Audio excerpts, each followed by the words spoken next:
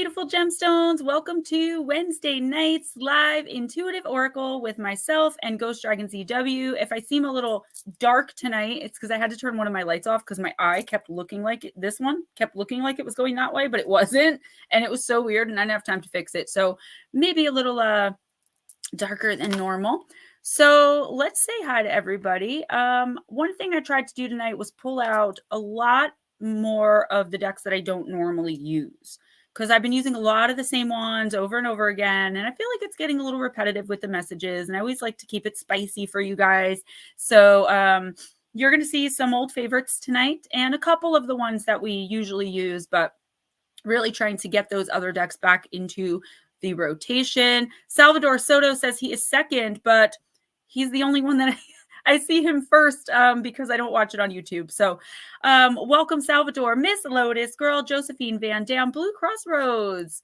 Thank you for sharing, by the way. Ralph and Cassie Francis. Jill and Charlie. Madison, what's up, girl?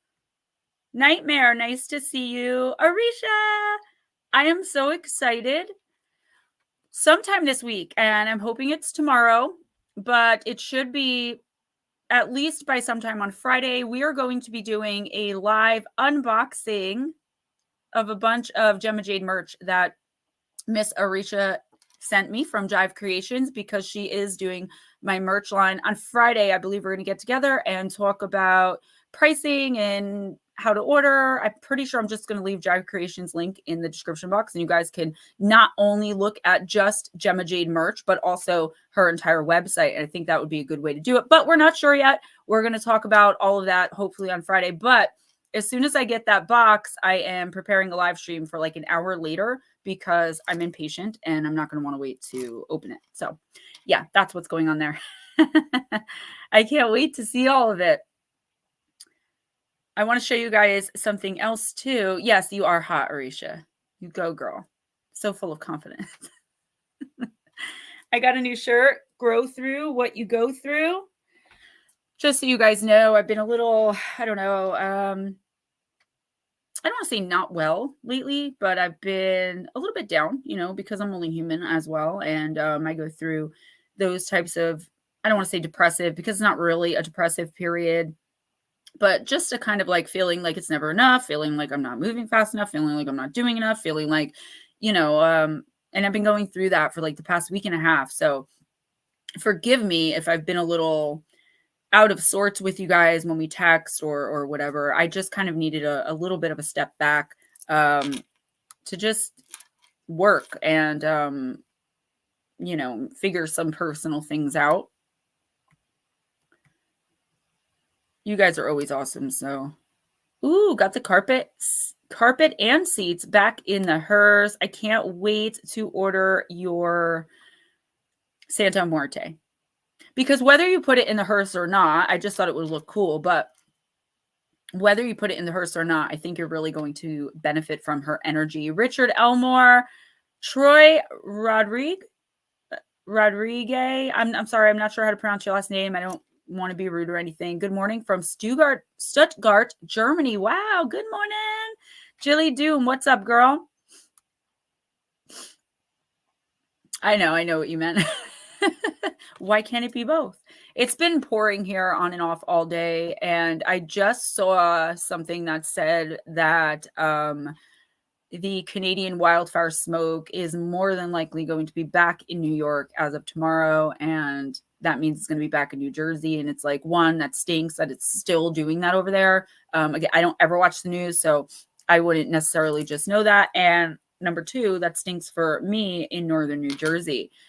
Nick Y, what's up, Nikki and Julie? As you know, I did not forget about you. We've got lots to talk about. So yeah. Oh, one more thing, guys. I normally have a crystal here, and usually I'll remember, or usually I forget, but I try to remember to show it to you guys of the energy we're working with for the reading. So Mr. C, what's up and welcome. I got a beautiful gift from Miss Lotus Girl this week, and we're working. Yeah, it's heavy. We're working with love, self-love energy this week. I don't know if y'all can see that because my light, but this is a beautiful chunk of raw rose quartz, guys. And I finally feel as though it's charged enough that I can start using it and working with it. New England Dirt Roadie, what's up? Oh, a lot of people have been asking about the bruise. This bruise I got from trying to get the cat, who, by the way, is gone. He left on Monday. We dropped him off. I have that and some cuts on my one hand, trying to get the cat out from under the couch so that I could get under there and clean, because I couldn't stick my hand under there. And he hissed at me and lunged at me. And it was like a Three Stooges type moment where like I fell backwards. Then I went to grab the broom to chase him with it. And then I slipped on the floor because there was a bunch of kitty litter. And it was an ordeal. I had it last week too, actually. And I thought you guys were going to ask about it. And I'm like, oh, okay, cool. They didn't notice. Well, yeah. Yeah, this was a big surprise. She didn't tell me what she was sending me, but when I opened it, I was very emotional. And I normally am when you guys send me gifts, but this was a little bit more than I'm actually tearing up now, more than what is normal for me, because it's just beautiful and the energy is just tremendous, and I'm excited to have it. Kitty be gone. Yay. Yes. I dropped him off. What is up, Miss Arnolfo? Can you please do me a favor and email me, because I'm doing July personals next week, all through next week. So if you're a patron, if you purchase a half price reading, I'm going to be trying to get those done next week. And I want to be able to send you one, but I wouldn't have anywhere to send it if I did one. I didn't see you in there. I apologize for that. And the person who is new from Germany, let us know if you want a reading, and we will, newcomers, if it's your first time in here, we don't normally make you wait. Let me bring in the man you're all been waiting for, the man you're really here to see. It's okay. It's okay. No, it's not. No, that's not. They know you're here. They want you. Oh, guys, anyway. I got this too. Oh, nice. I like the way it connects. Look at that. It has a little hook, and I can kind of pull it. Cool. Very easy. Nice. Timu, baby. Timu I just wanted to show off my cup. Oh, please do. Please, please. Oh, my God. Oh, my God. It glows in the dark, too. I can't wait. It's radioactive, just like me. That is merch, by the way, okay? Yep. So that is the type of stuff you're going to be finding and on the website. That's my favorite. That's my favorite out of all of it. Let the dude out of the basement with a dragon on a skull. And just so you guys know, I did not come up with any of these ideas. I owe it all to Arisha, and I'm pretty sure Lotus Girl helped her.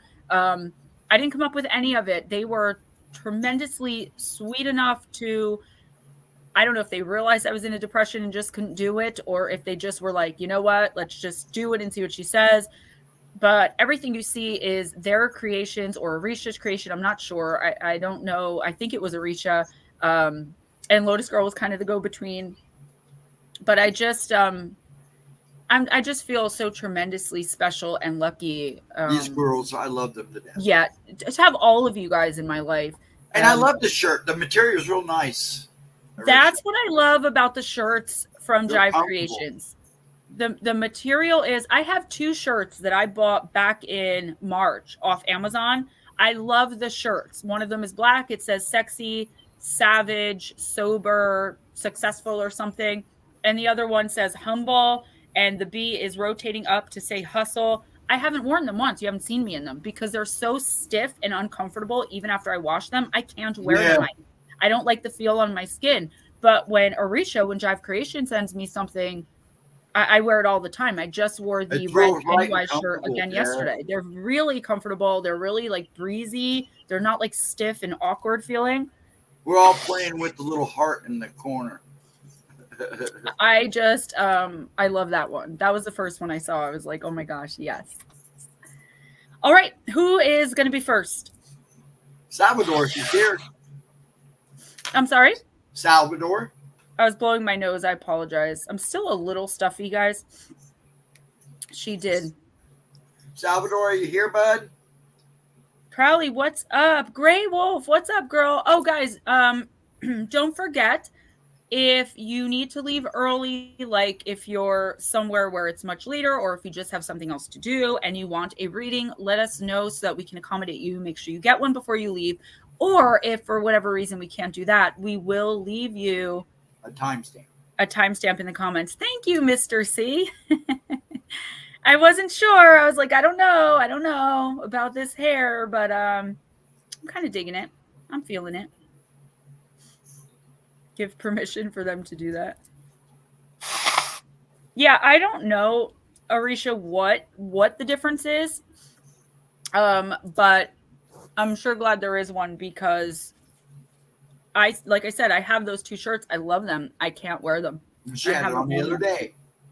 She had one on the other day. You had your... Yeah, I had my red one on. Yeah. Half hour of data left. So why don't we go ahead and do Lindsay, since Salvador isn't here? Go ahead, do her. And then we'll do Lotus, and then when Salvador comes in. Okay.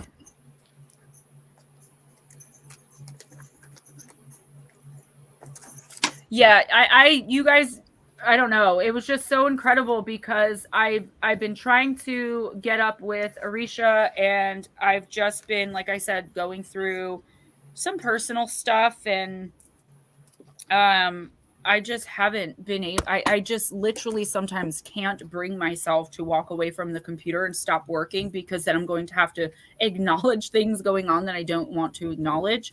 And you guys just did it. And I've never had anyone really do anything like that for me before.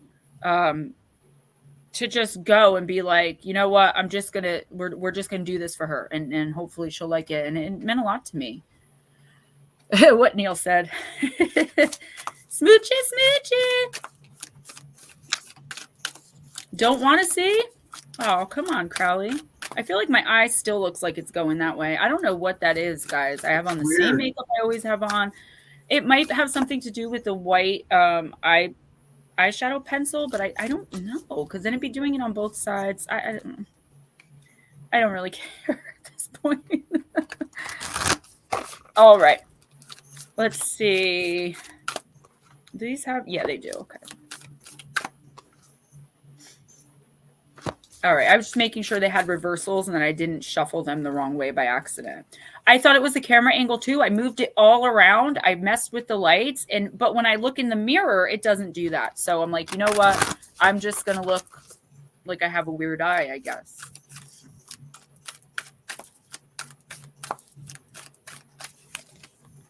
All right, Miss Grey Wolf. The Unseen, card number 4 in the Oracle of the Mermaids. Too much is hidden from you.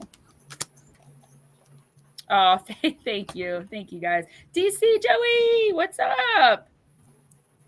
As you can tell, my voice is still a little raspy, but doing a lot better for sure. Thank you for enduring it through that video, by the way. Oh, thank you, Lindsay. Thank you. Thank you. I've got a 5-year-old's birthday party to pay for this month. It's going to be epic, though. Chuck E. Cheese type epic.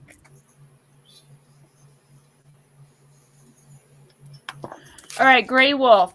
The mermaids sing, more information is needed, and we urge you to verify what you are told for yourself and to only believe the evidence of your personal first-hand experience. Too much is unknown, so we ask you to please test the waters, find out what lies beneath what is being shown to you. It's easy to jump in sometimes without examining what lies beneath the surface. At this time, you're being asked most sincerely to examine more deeply what's there, because there's so much information that has yet to come to light, as humans say. There may be rocks large and sharp, and it could be a dangerous dive for you. There may be sticks and debris in the water. There may be shallows where it seems to be deep enough to leap. Before you go ahead, the mermaids are waving, urging from their watery homes for you to measure twice, cut once. Ask others who have experienced the same place and people what their advice would be. It's absolutely necessary for us to live with enthusiasm and innocence, but at this time, we mermaids are encouraging you to ask for advice from an experienced other and to use your blessed common sense and not put yourself in danger, for there are potential dangers about in these circumstances. The truth is that there is much going on at present that is not obvious from where you stand. You must find out more, much more, before you even think about acting. Divination, look out for hidden clauses in contracts. Trusting because it feels right as part of wishful thinking. Crowley, thank you. Have building inspections or examinations, have a routine checkup, and do not engage in surgery or invest in something because it's exciting and new. Think carefully before taking up with new people and their proposal. Consider what lies beneath the surface because there are rocks, there are currents, and there is debris, and there are dangers, and only those who know the waters will be able to help you. Also, use your own powers, Lindsay. Measure the depth of commitment. Carry out a survey so you come to understand far better the place you are about to go, and do not feel bad about doing so. It may seem far less romantic and idealistic. It may rob you of a moment of charm and heightened delight, but it may save broken limbs, deep cuts, great hurts, and even irreparable injuries. Trust the mermaids on this. They've been below, and they know far better than you or me what lies beneath this situation. So, yeah, this isn't only talking about, obviously, well, we know that it's not talking about really looking for currents in the water, but I would say, Gray Wolf, for the next week or two, if you were to go swimming or like near water, and I'm hearing dark water specifically, maybe just don't go in. I mean, this could be a literal thing. I don't see it as that though. I definitely see something purposefully being hidden from you. So this is not someone forgot to tell you something. This is like the fine print at the bottom of commercials where they tell you they're going to give you a free sample. And the fine print says if you sign up for like 15 years worth for like $500 a month, then you get the, 5-ounce free sample. It's something like that. It's something purposefully hidden. But here's the thing. Now it's becoming a dangerous point, okay, where the card literally mentions your physical well-being. This could be physically dangerous for you. Like, this is the example that popped into my head, okay? So just say you have roommates. I know a little bit about your living situation, but let's use this as an example. You have 2 female roommates, and you've lived with them for 10 years. And your best friend roommate, the one that you're closest to, has a friend coming in, a male friend from Idaho. And she's known him her whole life for the most part, and now she wants him to come and stay in your house for like 2 weeks. You're not comfortable. Initially, you're just like, ooh, I don't know. But you trust her. You don't want to be rude. You don't want to be that weird, overbearing person that's like, well, I really don't know this guy. So you go with the flow. The guy ends up robbing you or worse. That's the type of situation I'm seeing here as far as something dangerous. Follow the advice of the card. Make sure to read all the fine print. Maybe stay away from surgeries and stay away from signing any contracts or anything like that. I do feel like what this is will eventually be unhidden. It will be revealed to you. But I'm thinking more around like mid-July is when you're finally going to come to a greater understanding of whatever this is. For the next week or two, start thinking about like if it is a contract, say, that you're looking to sign and you're really unsure about it and you don't like some of the words in it, go to a lawyer. If you can't pay a lawyer, go to a friend that knows about contracts. Like, definitely seek out others' advice. Your intuition, while still pretty much on point, and I normally tell you guys use that as your only guide, don't do that in the next week or two because there's something affecting it. I feel like your heart and your wanting to be kind and generous and agreeable is kind of messing with your intuition a little bit as well. Muskrat love. Okay, you ready? You take a drink. Andrew and Gnomes. You got plenty of bull, right? Are you kidding me? I got a case and a half. Right? I left a 4-pack of each at my mom's too. Next is Lotus. And then after Lotus, we're going to do Mark. It's his birthday. Who? Mark Webster's birthday's today. Oh, Mark Webster. I didn't see you sneak in. Yeah, Edna, welcome. Lotus. So we'll do Lotus and then we'll do him. Lotus, I'm going to use... I didn't want to use this one for you. Wasn't what I would have chosen, but your spirit team is kind of... DC Joey... In the morning, I wash my Suboxone down with a Red Bull, and then I drink it throughout the day. he gets me the smaller cans because I was downing a lot of Red Bull and I was getting sick. And now the smaller cans, I can drink 3 of them and it's only equal to 1.5 of the bigger cans. Whereas I was drinking 4 and 5 of the bigger cans and really having some health issues because of it. So that's why I chugged the little cans. And DC, you probably have. But if you haven't tried Juneberry, I would say to do that.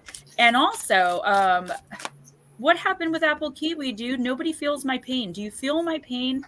They told us for 3.5 years apple kiwi was being brought back. Don't worry about it. And then they replaced it with disgusting dragon fruit, which tastes like pee licked off of a alleyway dumpster.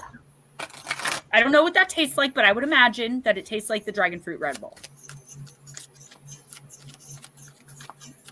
I kind of like this little ponytail. I think I'm going to get a few more of them. You look good. I kind of like it. I was a little nervous at first. It's better than wearing a whole wig under these lights. Oh, So, Lotus, your team chose Seasons of the Witch. Blueberry's okay. I stick to what works. Yeah, but you know, you got to try the new ones. I don't like any of the new ones. Juneberry is the first summer edition I've liked since like 3 years ago when they released Watermelon. Lotus Girl, now I know why they chose this. The card of Rebirth, card number 31. Didn't you get something like this last week as well? There's death in all that awakens, for it isn't blissful nor painless. It's a mighty rising, O flame resurrected. And you did get it in the upright position. I'm telling you. Apple kiwi was the best on the rocks and in the soil. Michael Godbold, what is up? Welcome back. Haven't seen you in a while. The first Red Bull, I used to drink the green monsters or the black rock stars because I'm really sensitive to artificial sweeteners and sugars. It has to be real sugar or no sugar or I get really sick. So those were the two. And I went into a gas station on my way to some appointment and they only had Red Bull editions. So I'm like, I don't really like kiwi. They only had kiwi apple. I was like, so I just grabbed it and I was obsessed. Had I known they were going to discontinue it, I would have brought cases. I would have spent the money. I wouldn't have cared. I'd just be writing out now. That's how much I would have bought. And Ghost Dragon sent me twice a case of the large cans, paid ridiculous amounts of money for it. And both times this post office, lost it. Ripped me off. That went to the black market. I know it did. Red Bull has 22 ounces. Lost in Kansas City, too many people who don't know what driving means. Yeah, that's true. The bigger ones do go warm quickly. All right, Lotus. I'm trying not to be so easily distractible tonight, but so far it's not working. That's why I love these decks too. I'm going to get the Beltane and the Imbolc, which are the other two that she has out right now. They have a spiced pumpkin cake recipe right here in with the pumpkin card, which is pretty cool.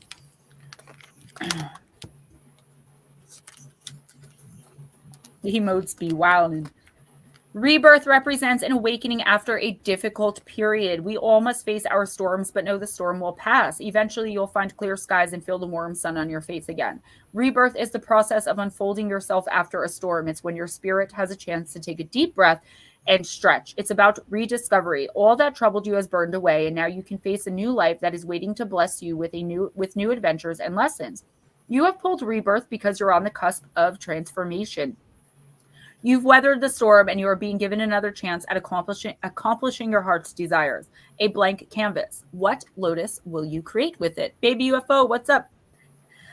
If you felt withdrawn, hidden, or shut off, now is the time to emerge back into the world. Your healing is done and you must begin the process of starting anew. Don't hide your light. Don't be afraid to let yourself be seen. Your lessons have given you experience that can help contribute to something positive and beautiful to the collective consciousness. Trust that all is safe and well. Yeah, this is pretty much what last week's message said. Last week was saying, just don't get stuck in a period of rest and relaxation. There's always more to do. Take your moment and, move on.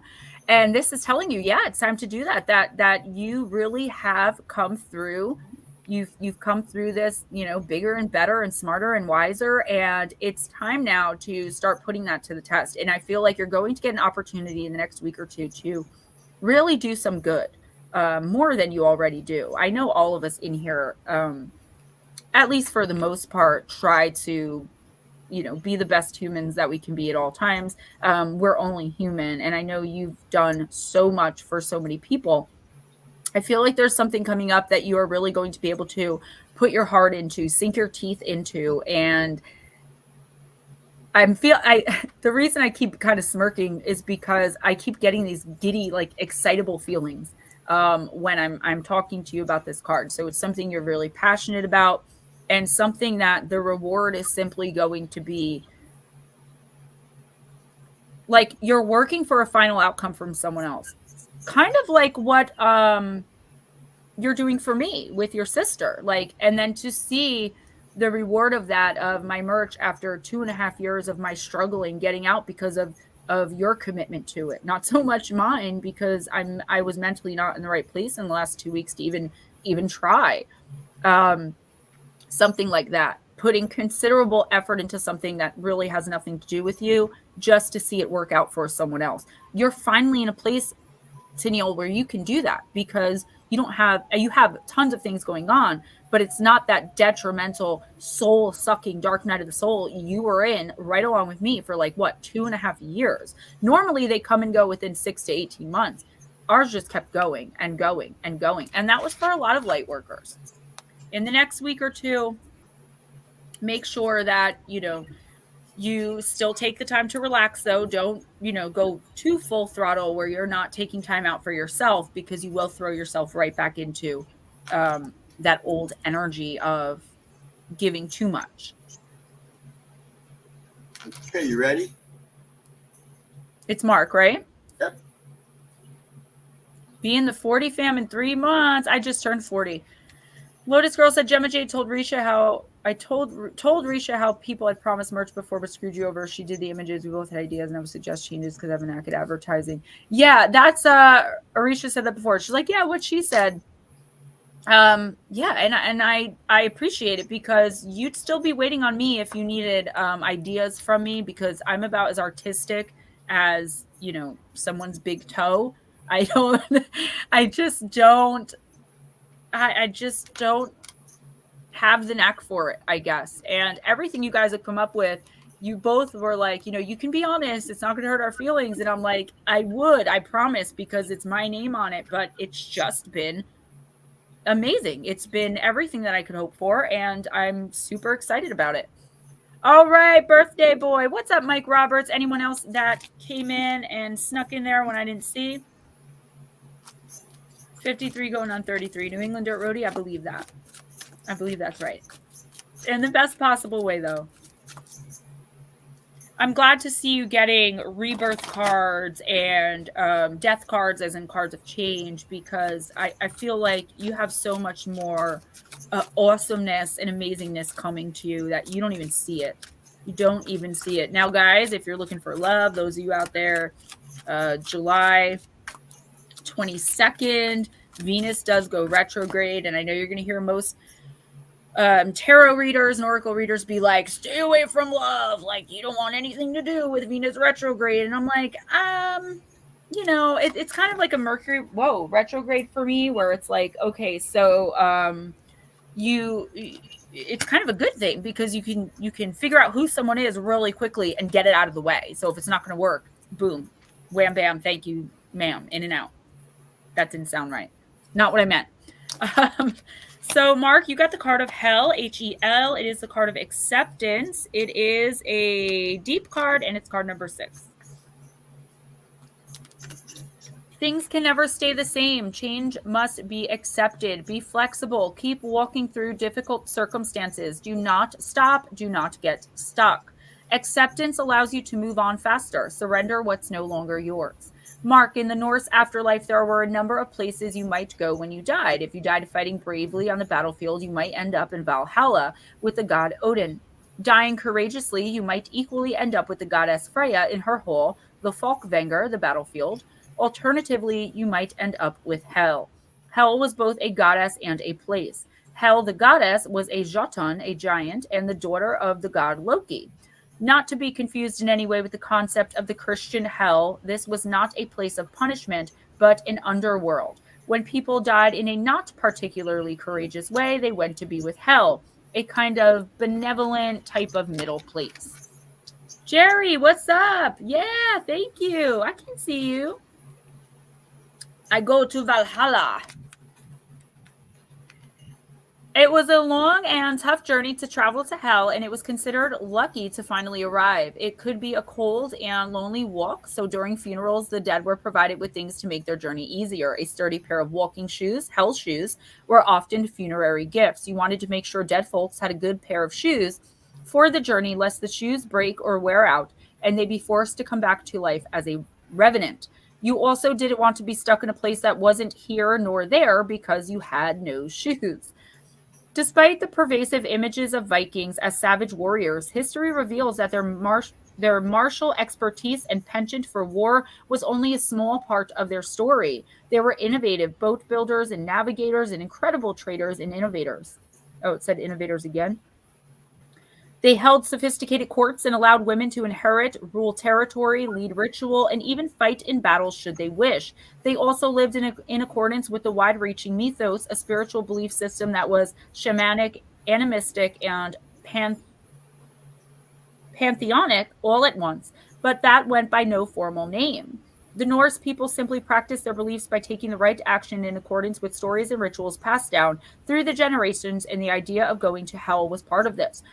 There was a deep understanding and acceptance of dying as part of life, although a person shouldn't die in vain or in a cowardly manner. Virtue and living a good life in service to society and gods ensured that death could be accepted and a new life in the afterworld begun. Your plant companion is crowberry, and your crystal companion is, I think I have some thulite right here.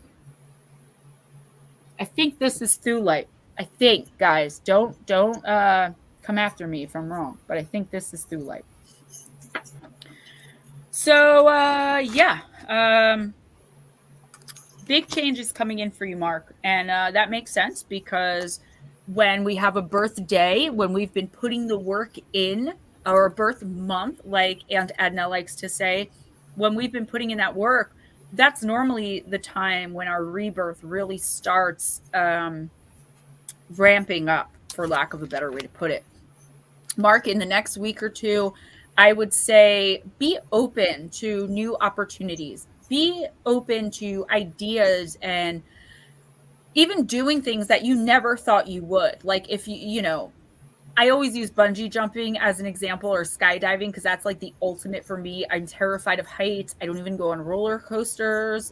So for me, that's the ultimate. So something that you have always been like, nope, you will never get me to do that. Be open to those kinds of things, those kinds of ideas. It's going to bring new people in your life who are going to be filled with new opportunities, even more new ideas. And I feel like you should just take off on this wonderful journey of, welcome to your 40s, right? We're much wiser. And a lot of people start coming into their biggest awakening of their life at around 40 years old. Now, it happens at later ages too, and you can have awakenings earlier. But I've come to find personally, and through my clients, through you guys, a lot of people had their biggest awakening, their biggest spiritual change when they were around 40 years old, between 40 and 45. So just I would say in the next 2 weeks, I would go so far as to say, don't be too picky about who you hang out with. Don't be, and within reason, guys, right? I shouldn't have to say that, but I feel like I do. Don't be super judgmental. Make sure that you follow your instinct and your intuition can't do it. It's driving me nuts. You follow your instinct and your intuition as far as everything goes all of the time. But for the most part, be open to new ideas. Be open to meeting new people. Be open to trying new things. It could be as small as trying a new type of food. Ready? What's blank stare for?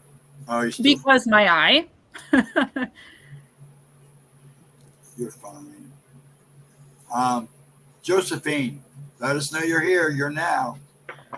You're so welcome, Mark. And Freya, yeah. I don't know how to pronounce a lot of these names, so it could very well be pronounced Frigg. I would not know. I know Loki, and I know Thor, and I know Odin, and that's what I know. I'm a boy mom. What can I say? Oh, I got these from Temu as well, guys, for like $3.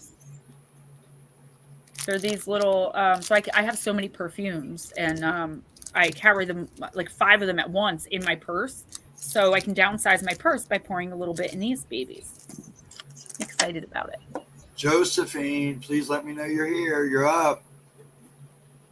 I don't want to call another name, then you show up. I think she's here. I'll just read it. Okay. Josephine is 99% of the time doesn't leave until she gets her reading at least, so. So guys, my little guy's turning 5, July 13th. It's crazy. Starting kindergarten in September. He wants a Chuck E. Cheese party. I'm excited about it. Freya or Freya?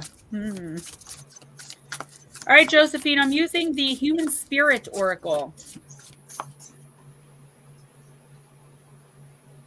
Mike Roberts did come in, I think, right? Yes, he was. I remember saying hi to him. I didn't catch him. Yeah, there she is. She just showed up. 40 is the new 20. Whoa. Nope, too many.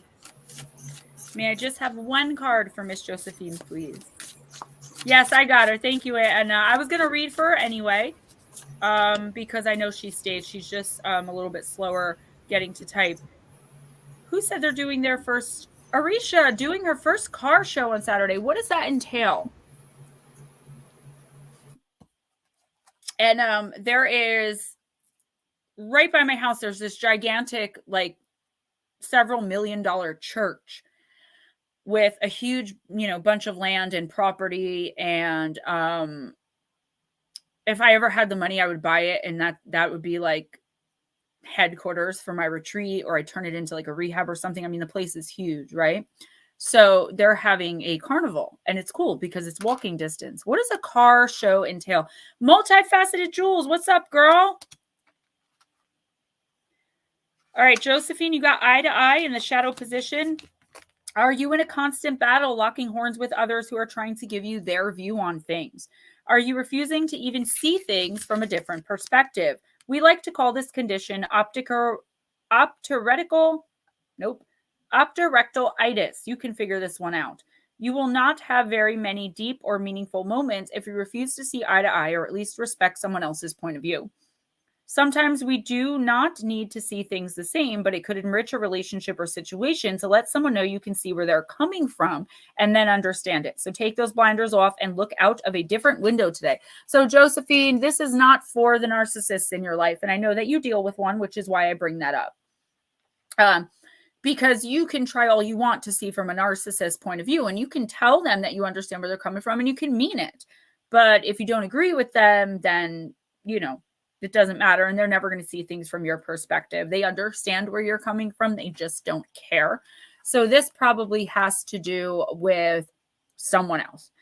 I feel like in the next week or two, and I would say specifically for this week mainly, could go a little further, but I'm getting more of a this week type vibe, Josephine, that I feel like you're going to come up against something that is contrary to your own held beliefs. Okay, so something that is going to, it could be a person challenging you, but I feel like it could be like something that it's like your own mind is going to challenge you on this one.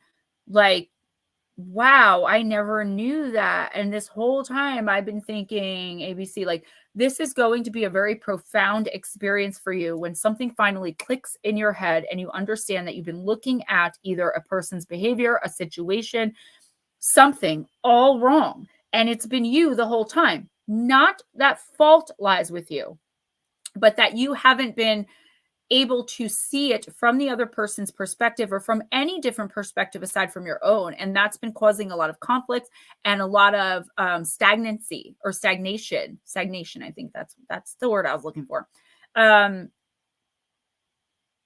And with this coming to light is really going to be big major changes for you, bringing you either closer to this person, advancing you in whatever this situation is, and so on. You know what? I did the order wrong, but the blue crossroads is next. No, Josephine was good. When I typed it in, I skipped blue. He's going to be. Okay. So blue is dare next. You. Then Ralph. Yeah, I know. I'm supposed of all people, really?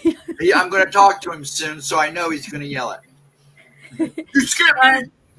Guys, don't forget, if you want a reading and you have to leave early, let me know. So I've been on point, and I'm very proud to say this week because 2 or 3 nights ago, I've got a new friend, someone who is helping me with some things, and really glad I met this person. And I was working, and at 8 o'clock, I was just compelled to get up and pack this person a spiritual helper box. It was for no reason. I didn't know why I was doing it, but when my guides and my team says go, I do it. No question. So I did it. And 2 hours or maybe 2 or 3 hours later, I looked on Facebook, and this person, while they did not want to discuss it publicly for fear of giving it more power, is actually going through some sort of spiritual issue or attack or something. I didn't pry. I didn't ask, further questions because I respected their privacy, but I was sure glad I put that box together for them. I'll tell you that. That was nice. So I am using the Dragon Wisdom. There it is. I love it when they jump right out at you. Oh, so guys, I'm changing everything. I'm getting new business cards. I'm changing the name of the channel. Everything is going to be Gemma Jade Paranormal. No more Gemma Jade Oracles. No more plain Gemma Jade. Everything is going to be Gemma Jade Paranormal and GemmaJadeParanormal@gmail.com. That's it. And I looked at LLCing that name. And it's $429. So I don't know what an LLC entails, but I know it makes me an official business. So I'm going to look into that. And I'm excited about that too. You got Oisin, Oisin.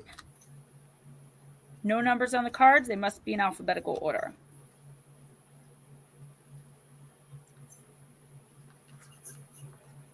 Blue crossroads. Oisin, the Dragon King, is a brown tree dragon. He is the oldest and largest dragon. No human may ride him. We must instead kneel before him.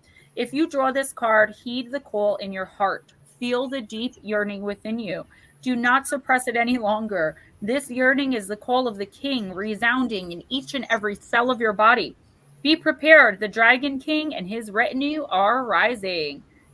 Meditation. Light at least one white candle and play some music.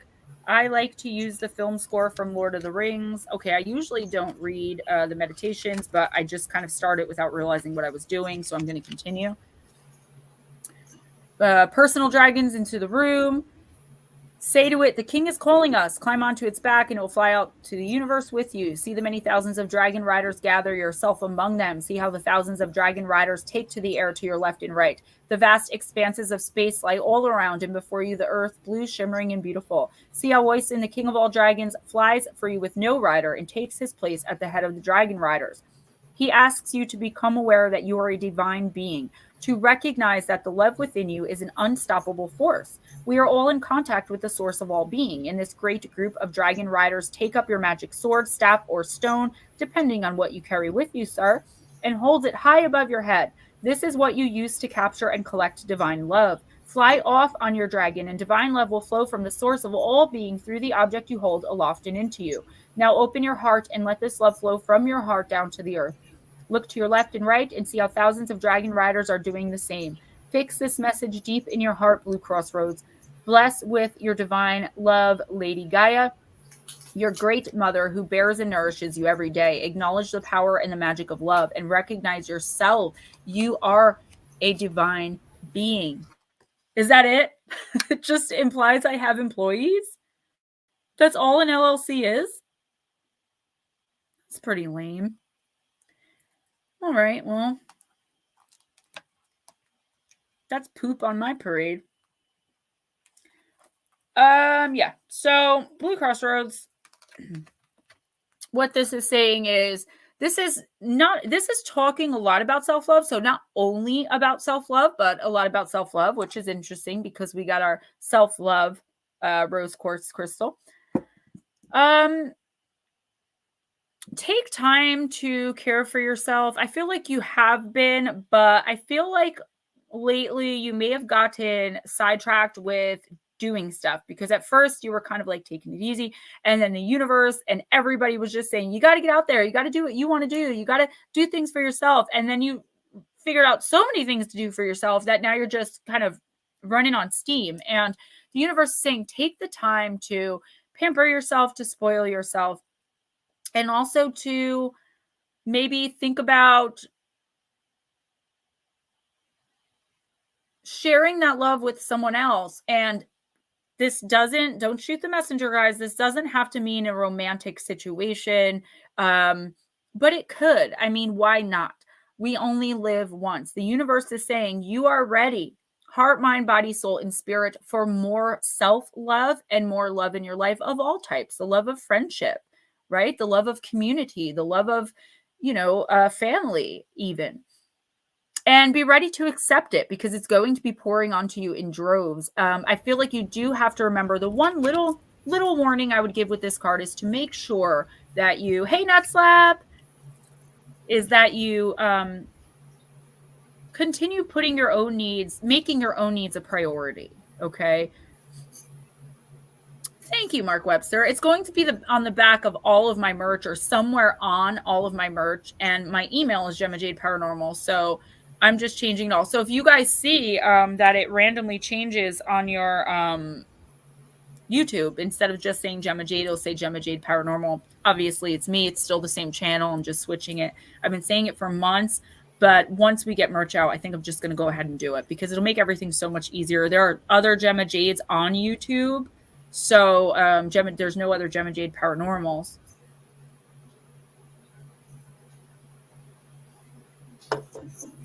Thank you, guys. Ready? Yes. Ralph, King Ralph. Ralph and Cassie Francis, I'm going to use the Santa Muerte. I love this deck because on the back, if you put this puzzle together, it makes a Ouija board. Witch Goddess. I'm very honored that you would say that, because the goddess of witches is Hecate, and she's my favorite deity besides, of course, Jesus Christ. That's hilarious. See, because it was Gemma Jade Oracles. Like, if you guys got mail from me, it would come from Gemma Jade Oracles, and it's just too much. Then I have Moon Bear Oracle at Gmail on my business card, so I don't get half the emails that come in. It's just, I got 500 business cards made for like $30 on Amazon. I'm just going to go ahead and get some more done, and maybe a little more of a professional picture. Let me show you guys my business card. So there it is, right there, right?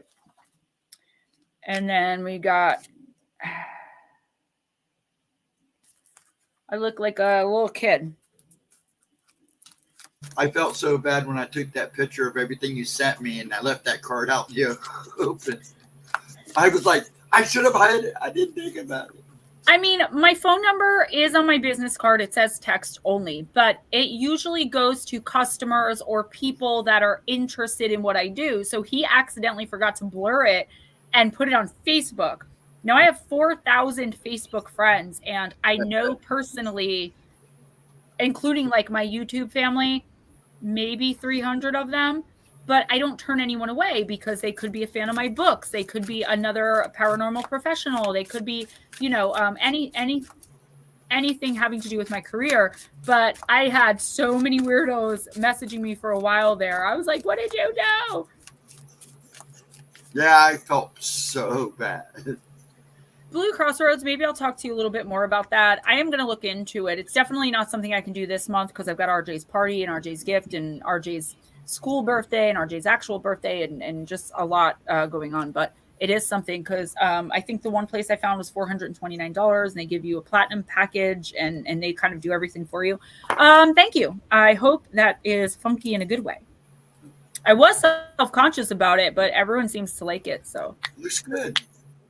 So Smoochie, if, or I don't want to say if, let's say when you and I get together, it took me like 2.5 years of learning, but I do know how to use it safely. But I've gotten to the point now where the Ouija will only say bye. It won't interact with me at all, ever, under any circumstances. It just says hello, goodbye. Try explaining that my employees are spirit. Yeah, I mean, Ghost Dragons is technically an employee, even though I don't pay I'm him. the secretary, the butler, the chauffeur. I'm not the cook because she's a good cook, so I'll let her do that. I fold the bed down, warm it. I take the laundry out. Yeah, and I'm gonna look. I'm gonna write that down. That's kind of what I was trying to do, and I thought an LLC would do that, but that's why I ask you guys and I talk to you guys about these things because I honestly have no idea. Melissa Nicole. All right, Ralph and Cassie Francis. Sorry. What's up, girl? Fraternity. No true evolution or progress is possible if we consider ourselves to be isolated from the world. This card encourages us to do any spiritual and subsequent material work in a state of solidarity and trust toward others. The primordial concept expressed by the love card must sediment in our minds so as to bloom and lead us to collaborate with others for a greater good. Now, this is the third card we've pulled that is talking about the collective consciousness, the greater good, guys, the greater good of our fellow light workers, right? Ralph, what I would say for you for the next week or two with this card is to, again, this is kind of a recurring concept. Open yourself up to new ideas, to new people. I feel like there's some forgiveness that's going to happen between you and another person. Now, forgiveness does not have to, and for me, it almost never does, equal reconciliation, right? It just means you're letting something go. Or someone who's holding a grudge or something against you is letting it go. But I do feel this energy more coming from you. And I feel like it's a great time to try something new, to do something, again, like I said to someone else, because again, already this is a recurring theme, do something you never would do. Get out there and put yourself out there. Take a chance, a risk, not a dangerous one. Okay, yeah, Edna, absolutely. I would definitely suggest like something like taking yourself to dinner, going out for a drink by yourself, because the universe is trying to expand your personal space and bring in new people who will bring in new opportunities, new ideas, new sentiments, new whatever. But you have to come from a place of trust in other humans. And for light workers at a certain age, it's like, I don't know about that.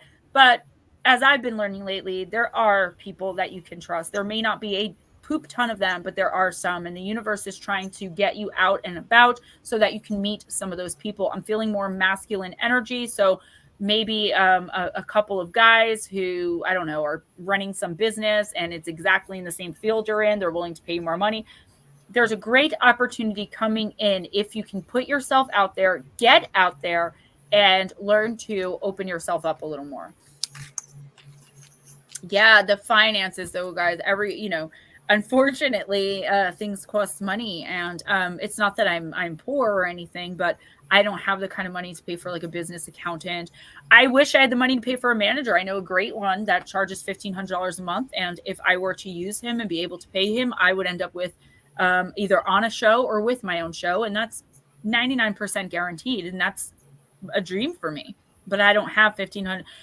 I don't have $1,500 a month to pay for a manager yet. I am getting there, guys. I am.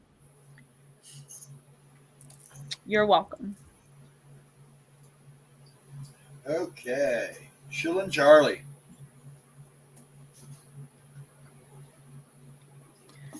Chillin' Charlie, I'm going to use the Archangel Animals.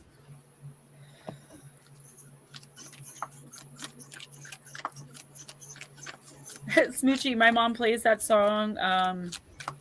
She loves it. That song, I Drink Alone. Yeah, with nobody else. I just think that's such a cool George song. Thorogood. George Thorogood. That's who it is. Yeah. It also does Bad to the Bone. Bad to the Bone. No, there's another song he does that I just think is hilarious. One bourbon, one shot, one beer. Yeah.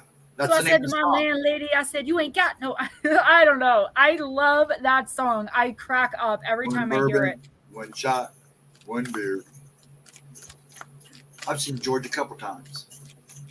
My mom loves him. Damien got her the CD because my mom still plays CDs for Christmas. And she always plays that song.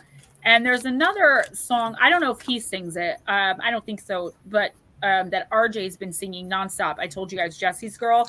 And that song, and she was shaking, whoa, snapping her fingers. She was moving round and round.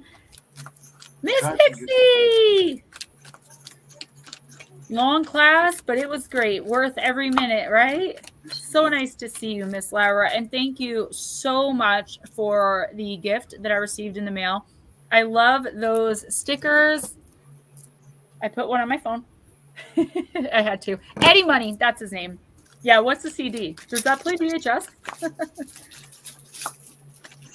He's from Legends. I have a shirt that my mom bought me that says, I'm kind of a big deal. Eddie was a cop. Was he? Yeah. Hey, here you go. You are going to get this. Oh my God, I love it. I know. I love it. I love it. It's hard to see. It's so small. I just got a blast spirit message, which is strange, that my nephew's girlfriend is going to have her baby. All right. She was due like 2 or 3 days ago. I'm going to have to message my sister after this.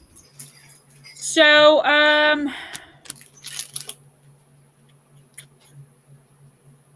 who did I just pull this for? I'm sorry. I forgot to. Chillin' Charlie. You got the guinea pig.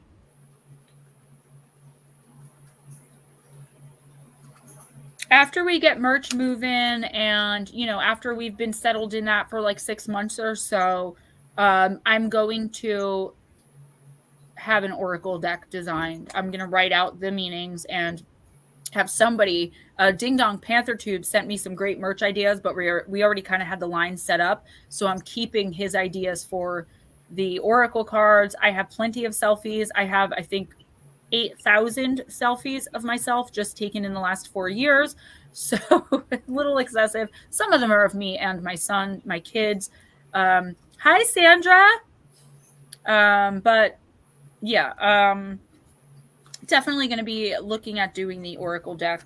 So Chillin' Charlie, do your part to illuminate the universe. These gentle little creatures are the only animals to incarnate from Venus, the planet of love. They have undertaken a huge mission on Earth to open and heal hearts, and they can do so because they are small and vulnerable, so people accept them.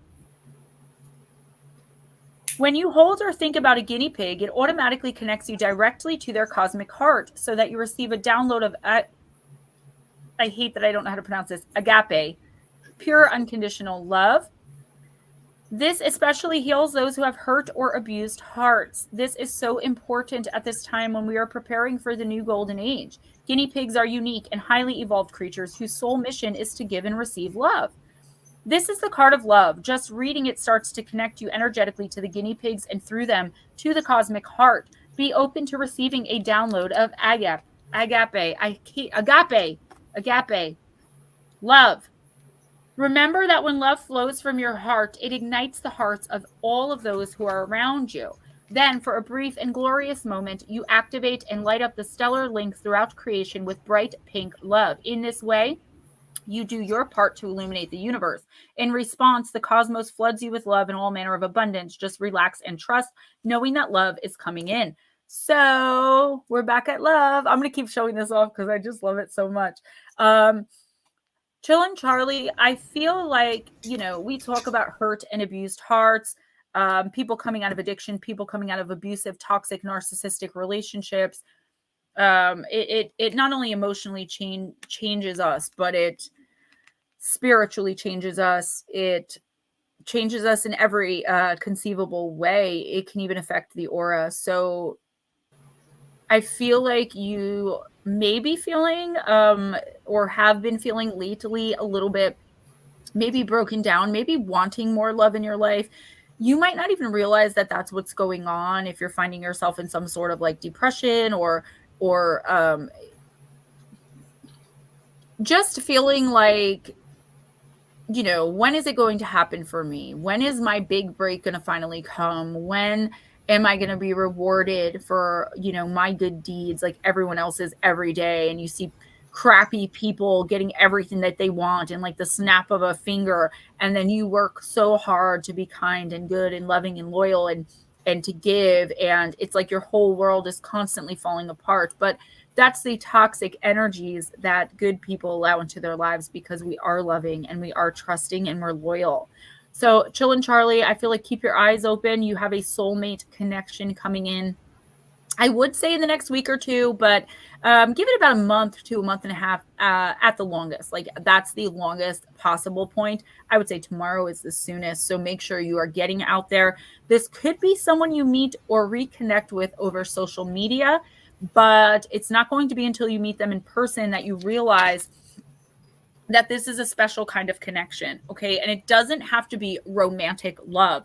A soulmate is a mate, a friend of your soul. Okay. So it doesn't always end up being romantic. Very well could be, though. And I feel like even though you mentally and physically may not feel like you're looking for love right now, your spirit is crying out to the universe to bring more love in. Mm.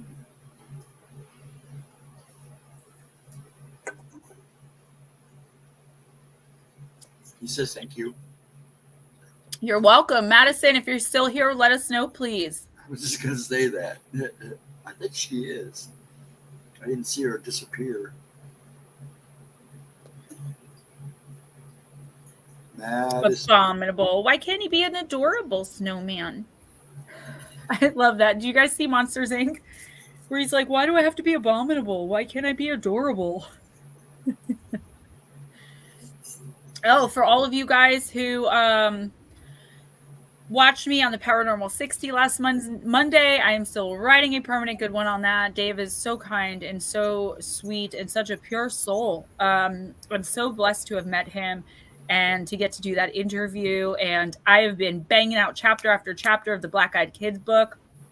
Like nightly, I've been writing a chapter and I'm almost done with it. So thank you, Nutslap, for giving me the inspiration, or really just flat out giving me the title, Danger at Your Doorstep, Encounters with the Black Eyed Kids. It's more than just encounters, though, guys. It is as much information that I could find. See, there are no facts for the most part in the paranormal world, right? We go by our own experiences and we listen to other people's experiences, opinions, and theories and decide what's, right for us to believe and to really buy into. But I tried to, if any of you guys have read any of my other books, and those of you that have read all three, or especially 1 and 3, will know that I really try to go far out of my way to make sure that I'm only presenting information that I really truly believe in. So the encounters, you're not going to find, the average encounter that you can Google on the internet. I searched far and wide. I had some people send me emails of their own encounters that I had to really go through and kind of feel out.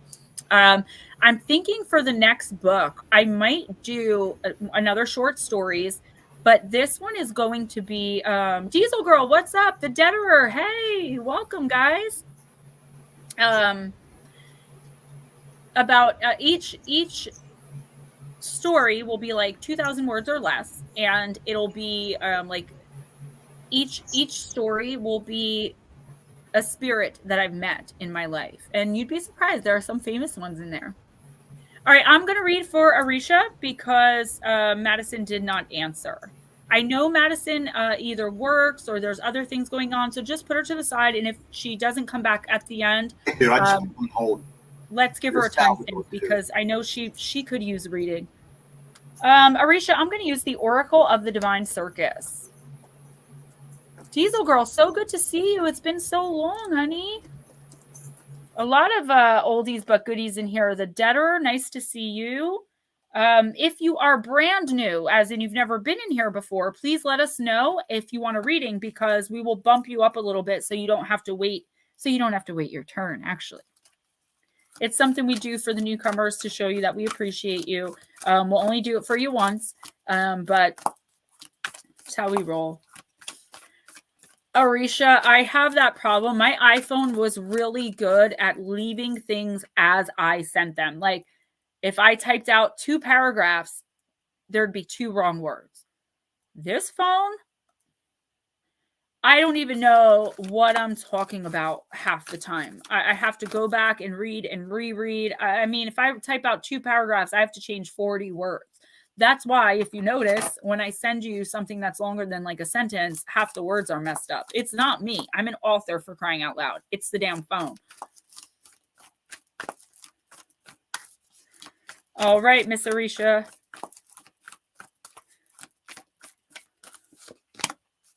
Bright Baby, card number 40. Is Miss Jules still in here? I don't see her talking. We've been trying to get back in touch with one another, and I don't know what's going on. She was in here, and then she kind of disappeared. I don't know what's going on, where we just can't connect. I know she wasn't in here in the beginning. Jules, if you're listening, I was talking about how I've been a little low lately, and I really haven't been responding to much, but I'm coming out of that a little bit, and I think by Monday I should be, back to nonstop interaction. Arisha, simple truths will help you the most right now. Complexity is the mind at work, whereas the heart sees with astoundingly accurate simplicity. Don't worry about the details, the hows and wheres and whys. Those answers will come in time. For now, all you need to do is get back to the basics of what's true. And for you, that means stepping into the light. When a painful or confusing feeling grips your mind, situations can seem more complicated than they really need to be. The Oracle of Bright Baby tells you that the best and brightest way through even the most apparently complex issues is often the simplest. Saying no, stepping back, voicing your truths, having patience, acting when you need to do so, and asking for help. Simplicity can assist you in taking steps day after day until the issue has resolved itself, just as naturally as night melts into day.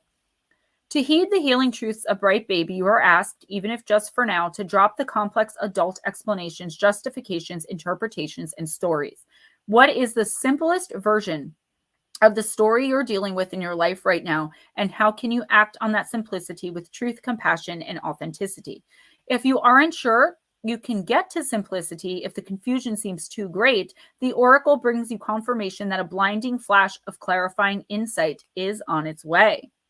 Make sure you don't discount the insight as being too obvious or too simple. Oftentimes the answer you need is right under your nose, just waiting to be discovered, and also as plain as the nose on your face. If you are concerned that something has been spoiled, damaged beyond repair, then the Oracle of Bright Baby brings you good news.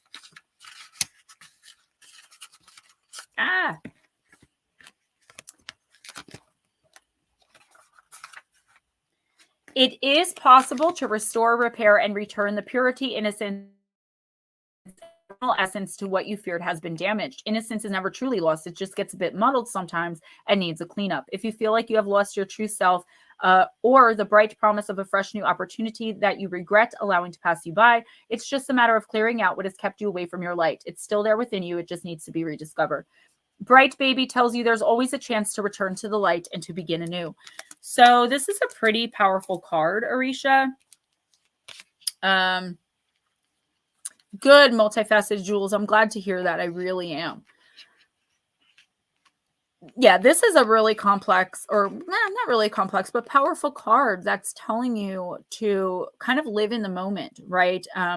Don't dwell on past mistakes. Don't dwell on regrets. And I do feel like there's something happening in your life right now that, like, you don't, for some reason, you don't want to speak up about, because then you'll feel bad. So there's something you're either doing or that you agreed to do, or a project that you took on.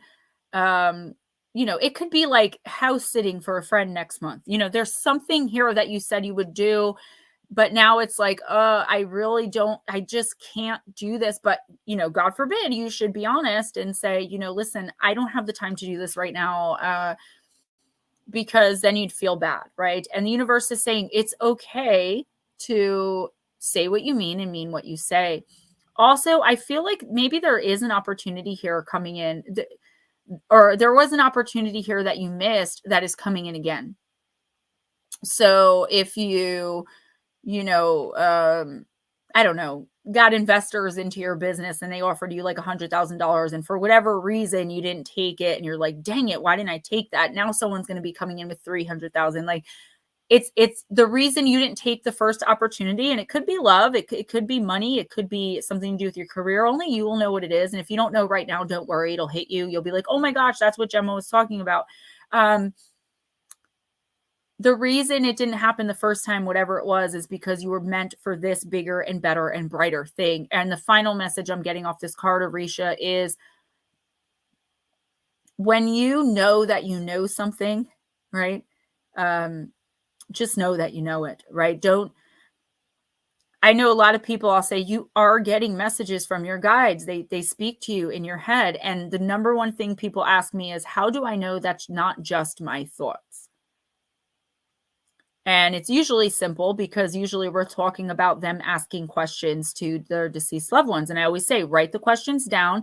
And when you're asking them out loud, if the answer comes to you before you finished asking the question, that's how you know it's a loved one. It's something like that. There is this mega major insight that, I'm hearing life changing, right? So there's this mega major insight that could possibly be life changing for you that's coming in the next week or two, but you're at risk for dismissing it as, a passing thought, a flight of fancy, if you will. And the universe is saying, no, that is your spirit team. Those are your guides. Like, hey, brother. I don't know why I just said that. That is your brother, I suppose, or a brother figure, who's like, you need to focus on this, zap, and you're going to get that right here. You might hear his voice in your head. And you might think that you're losing it, or that you're just thinking that you hear it, but no, he is there. He is going to guide you through whatever this is. And I know that sounds like a really long and really confusing message, but I feel like when you personalize it and internalize it to your life, you're going to understand what's going on so much clearer. Okay. Next is Richard Elmore. What's up? Oops, sorry guys. What's up, Richard Elmore?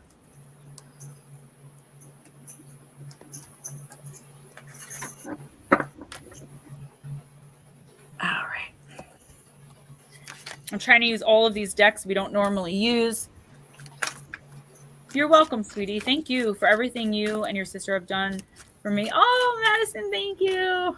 I was so self-conscious about it, but everyone seems to like it. I definitely appreciate it. And I like it now, because I just took it out of the bag right before the stream. And it was kind of like, I was like, I don't know.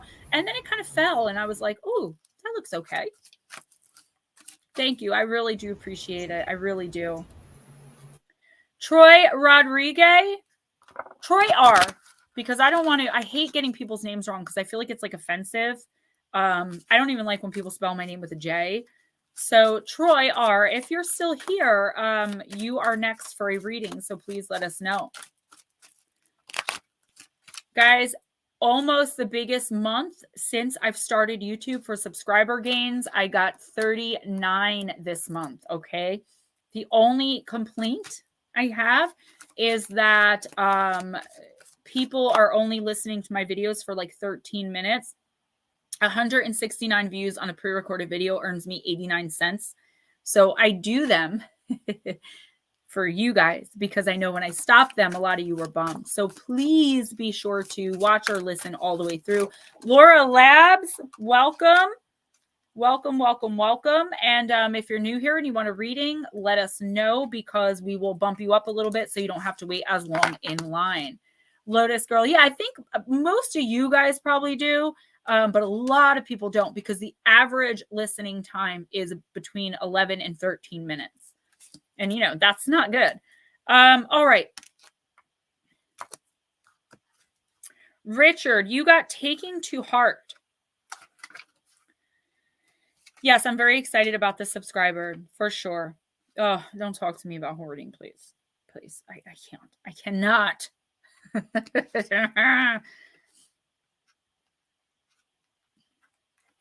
So it fell this way and I kind of just flipped it. It was a little weird. So I'm going to read both and then I'm going to tell you what I'm getting from Spirit. Today is the solstice and Emily Meadows wears her finest for the occasion. She feels very grown up and regal, but it only takes an obstinate goose to barge past and Emily feels like just a humble witch again.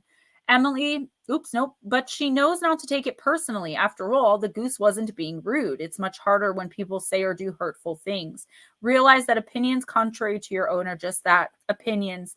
They're just people projecting their own reality, and it can't affect yours unless you allow it to. The goose wanders off, and Emily feels special once more, with neither party taking it personally, as it should be. And the shadow, giving way to something or someone doesn't necessarily make you weak. An aggressive attitude has regretfully come to suggest determination and leadership. But paradoxically, aggression is the response of the insecure. True determination can be calm and true leadership sensitive. So, Richard, I feel like something in your life has kind of come to a head.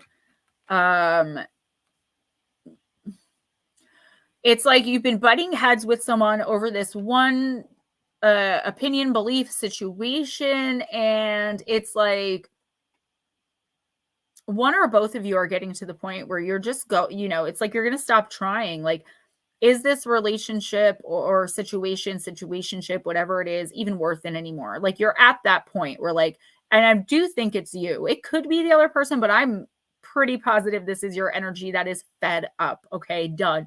Like, I'm tired of dealing with this. Either we're going to do it this way or it's not going to be done at all because I can't take anymore. And I'm feeling like this, I wouldn't say rage, but this like exasperation, this frustration your team is showing me with someone about something. And the universe is saying it's okay to feel the way you do. Okay, but take it down a notch and try to put yourself in the other person's shoes. If you don't want to, help them with whatever this is, don't help them. Even if you feel they desperately need it, if they don't, then it has nothing to do with you. I also feel like there are going to be words exchanged where neither one of you really means it. It's just anger, agitation, frustration. So be a little more forgiving maybe than normal. Like if this person curses you out, normally you wouldn't accept that type of behavior, right? Because we don't accept that type of behavior. We don't accept abuse and we put up and enforce boundaries, but maybe you could let it slide just this once. You may say something just as terrible. It's just the frustration of the situation. And I do feel like all of this has to do with one thing. Okay, I don't think Troy is here. I think I offended him because I mispronounced his last name. It happens. It happens. So we're going to go do Jilly Doom. Yeah, where is Mike Roberts? So hold on. Maybe he's on the road. I was just going to show you that. Laura Lab says, hello, I first saw you on Dave's show last Monday. I think you would be a great guest on Spaced Out Radio. Steve Stockton's doing Spooky Story 2. He's into the show. If you have been a guest, tell me. So I used to actually do live streams with Steve Stockton, and he and I used to kind of be partners in true crime on YouTube. That professional relationship ended, though, and we didn't really talk anymore. And I actually used to host a show on Spaced Out Radio, but the hours were like really wonky for me. It was like 11 at night to 2 in the morning, and I had a toddler. So that didn't work out. But I do appreciate you mentioning, that's so weird that you would come in and mention those two specific entities and people that I used to work with. So yes, I have been a guest on Spaced Out Radio. And yeah, I know Steve Stockton. I used to work with him as well. We're going to do her next after Jilly. Lori, you're going to be after this one. I thought I grabbed a tissue. I was just like, yeah, nope. Sorry, guys. I will be right back. Yeah, yep, sure. Got sure you will. Issues going out there. I need to take care of real fast.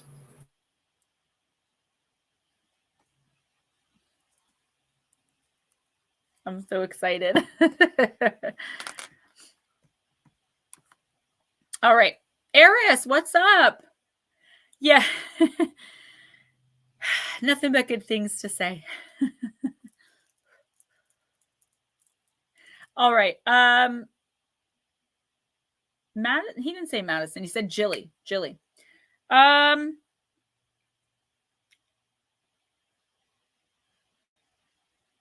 Jilly, I'm going to use Magic of You.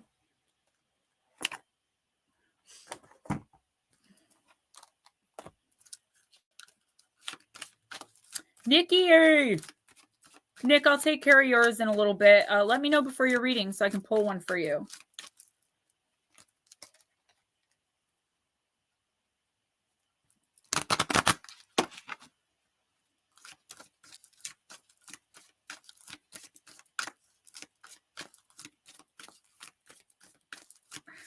I don't know what's happening with you, Smoochie, but I dig it.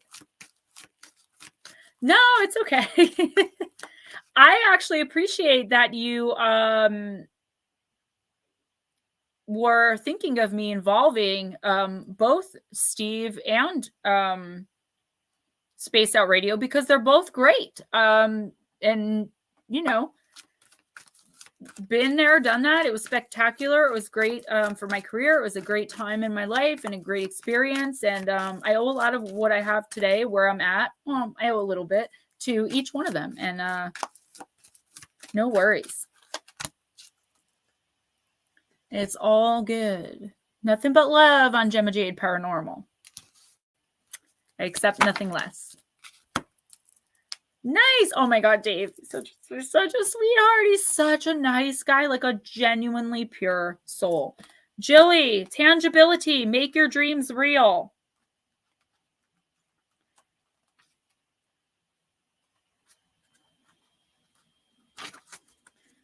Wow, what a great card for you right now. Is your head in the clouds? Are you feeling floaty and ephemeral? Lofty states of being are best appreciated when we're grounded. Earth's animals are our teachers. When we float in life so long that we feel directionless or confused, they show us the way to practical action in the physical plane. Animals live authentic lives and do not claim to be anything other than what they are. Consider the qualities of different animals. What are you drawn to in this current moment? The lesson you need and the best action to take lies in the connections you recognize, the unconditional love and joy of a dog, the shedding skin of a rebirthing snake, the sensuous purring of a cat, the chrysalis transformation of a butterfly. To find the answers you seek, it's time for animal connection and communion. The girl of tangibility comes to know her dreams are possible as the bird alights on her crown and butterflies kiss her shoulders. The clouds of illusion part and she can see her dreams made real by communing with her animal companions.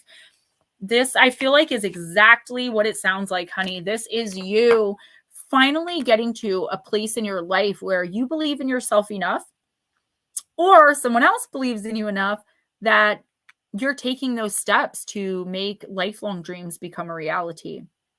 I know what that feels like. For me, it was becoming an author. It was something I'd wanted to do probably since I first picked up a book when I was like 2 months old. I don't know. Since birth, since like the womb, I wanted to be an author, I think. And when I finally did it, it was like this tremendous I don't know, power, you know, I felt like I could do anything. I could be anything. I was unstoppable. And I kind of haven't stopped since, just accomplishing goal after goal after goal.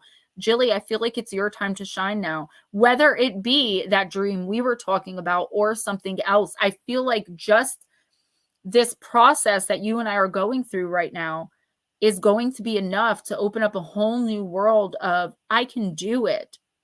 I'm kind of a big deal. I'm a rock star. I got this in you, in your mind, body, soul, and spirit. And that's what this card is talking about. That stick-to-itiveness, that forging ahead with pride and with dignity, and understanding, like, what other people say and think. Yeah, it stinks to hear that somebody doesn't like you, or when someone tells you, like they did me, to start a gas leak in my house and make sure I sit there with all the windows closed. Like, that stuff can get to you. But at the end of the day, they're, you know, who are they? You know, I know who I am. I see who I am. And I feel like you're coming into a point like that in your life now. And I feel like a major opportunity to make a big dream come true is coming in the next week or two. Jilly, I feel that way for you too. I really do. And I you know, I know a little bit more, but I think so. Yeah, Mike, we were, you know, we got to know where our gemstones are. All right, Miss Laura. Got it. Miss Paranormal Pixie, I know you said you were just in class with Athenia, but if I don't know if you have another one that you go to, just let us know so we can make sure that you get your reading.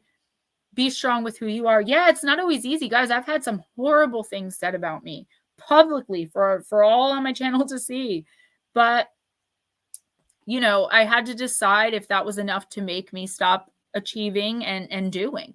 And I related that to Jilly's card because I know what that feels like.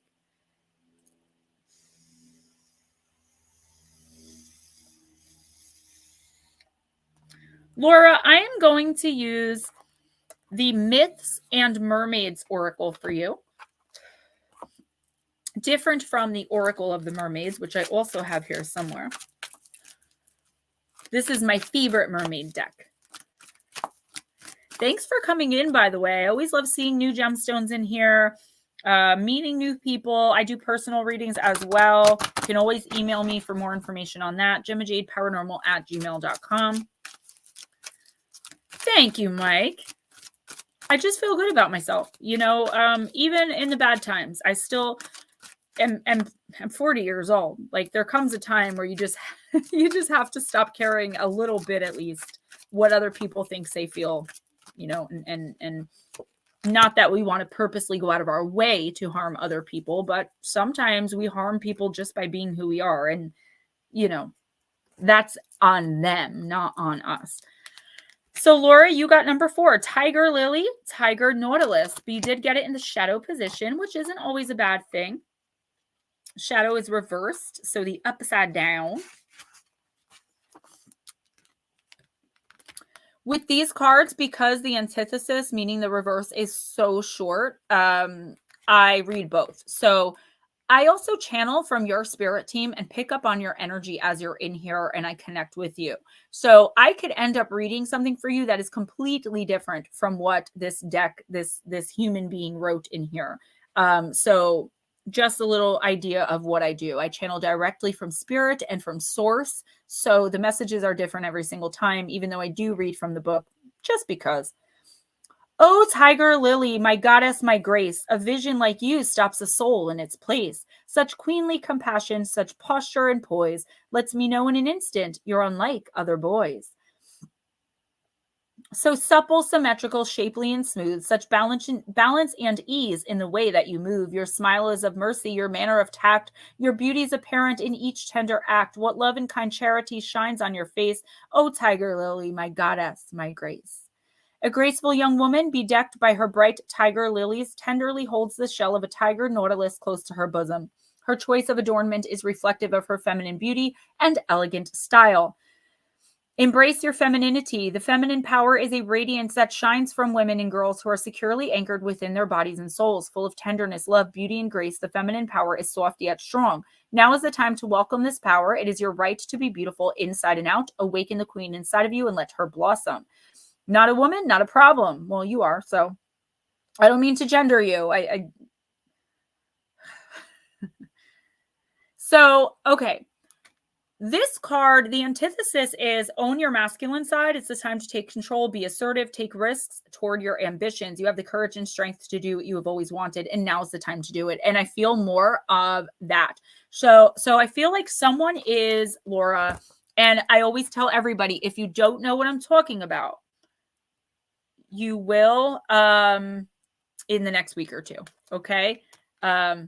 Okay, Laura, I have to make sure. I am accidentally offensive all the time with things like that. I'm old, you know? So, okay. I feel like there is someone in your life, there's this toxic energy around you. I don't know if it's narcissistic, if it's just a toxic kind of situation or relationship. It doesn't have to be romantic. It could be with a sibling, an employer, an employee, a friend, a neighbor. It doesn't matter. There is someone in your orbit who absolutely hates seeing you do well. I'm pretty sure you know who it is, but it could be a situation where you think that you're cool with this person and they're smiling in your face like, oh my God, great job on the promotion. And they're like mumbling under their breath and doing everything they can to sabotage you behind your back. If you don't know who it is, it's going to be revealed in the next week or two. Somebody is trying to silence you. Somebody is trying to, and it's not even that you're not out there speaking at protests and marches, but there's just something that you have to give to the world, or that you have to say, an opinion of yours, that they are trying to attack. They're going on the defensive. It's that person where if you write a status on Facebook, they're on the phone with someone else. Like, did you see what she said about me on Facebook? And it had nothing to do with this person. I do get a more feminine energy. I'm getting not just feminine energy, but female. Okay. It is a female more than likely on that jealousy end. Now, as far as the person trying to silence you, it could be a female or a male, and they are really toxic. They are like, I see them as like, my face is you. I see this, like, this is their energy, just like suppressing you, pushing you back, pushing you down, holding you back. And it's like they expect everything to be run by them. They expect you to, consider them when they're inconsiderate of you. And the universe is saying no more. Like, you are going to be given an amazing opportunity the next week or two to stop both of these energies, to stop both of these people from behaving this way. And the way you're going to do that is by, I always say this, okay? So us light workers, and you are definitely a light worker, especially if you're in here on a Wednesday night, we don't have a problem setting boundaries. We have a problem with enforcing boundaries, but you are going to get an incredible opportunity to take this person down a peg or two, and not in a violent way, or even a reactful, abusive type way, but just in a way that is classy and graceful. And people are going to be like, wow, she told her, or she told him, she really put him in his place, because that's what this person needs. And again, not approaching in anger or rage or screaming, hollering, cussing, things like that. Just, stating how you feel in a very matter-of-fact tone usually works. And when you're dealing with a narcissist, remember to speak only in facts. But the time for this person's either attempted silencing and oppression of you, or their actual silencing and oppression of you, you have the opportunity to end it in the next week or two. And the universe is also saying what you think and you feel is absolutely right for you. So if there's any confusion, if someone made you think like, oh my gosh, is this really wrong? Should I really not do this, of something you were very sure of otherwise?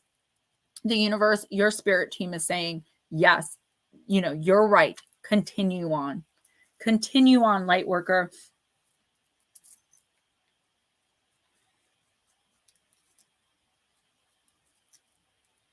So don't forget, you're on mute, and Miss Paranormal Pixie has to leave soon as well.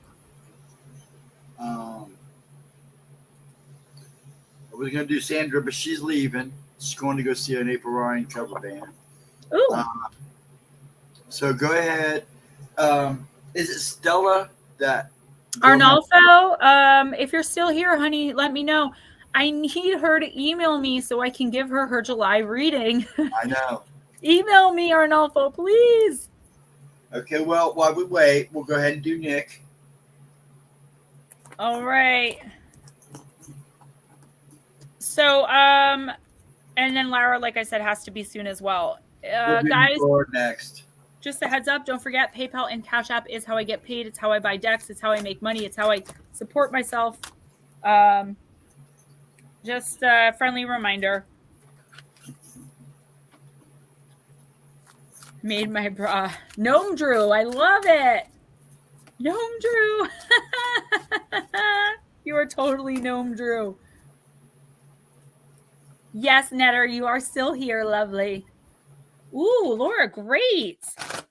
So you're in tune with people's energy, the energy that's around you. So more than likely, you know who this person or these people are. I feel like you're just kind of like too nice to enforce boundaries. Like a lot of us are, maybe only with this one person or with a couple people in your life, you know. It's a lot different telling an overbearing dad to stifle it than it is telling an overbearing frenemy. You know what I mean? And that is wonderful. I have been looking for a Reiki master in my area for at least a year now. I cannot find one. And every time I go online, I get a list of like 40 Reiki masters that charge so much money and they're doing it remotely. If you can do it remotely, I don't know. I would love to do it, but I don't have $650 for like a Reiki session. Oh, that's so cute.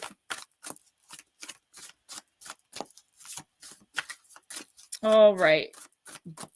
And Jules, I did receive your donation. It's your choice if for July you want Oracle or Celtic Cross. And I do apologize. This is Nick, right? Okay. All right, Yatsula.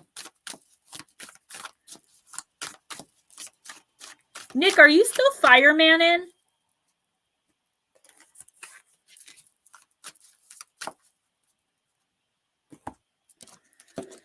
All right, Covenant, Sacred Contract, card number 7. I've never pulled this one before. This is the Shaman's Dream Oracle.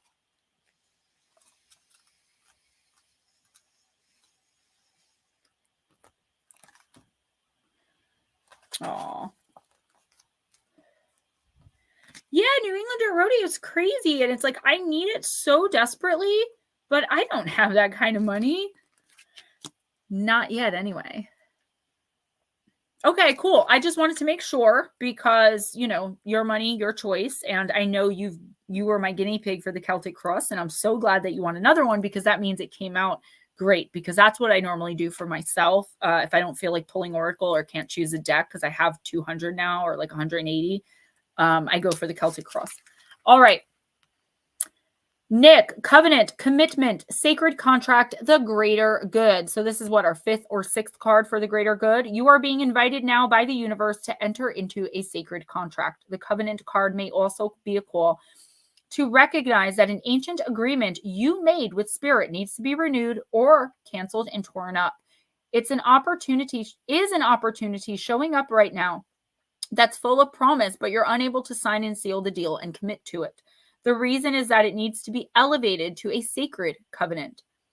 A covenant must be founded on the truth, not your truth or his truth or her truth, but a greater truth with a capital T that takes the destiny of all into account. The covenant is not about your agenda only. Spirit must be invited to come to the table as guarantor of the good faith of all and to ensure that the direction you are embarking in will be for the greater good. It's important for you to understand what you're signing up for. Be sure to read the fine print so as not to commit to something you will soon regret or that you will compromise your integrity. Do not hesitate to pull all your own cards on the table.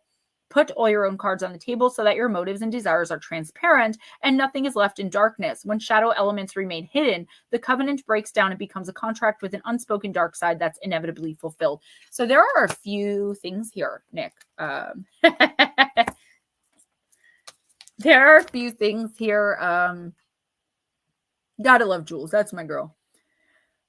That we need to focus on. Okay, Nick, this is a pretty serious card. I like to keep it lighthearted and airy, but I have to give the messages that come through one way or the other. So don't sign any personal contracts or make any major purchases. Kind of treat it like a Mercury in lemonade, as you would say, for the next week or two.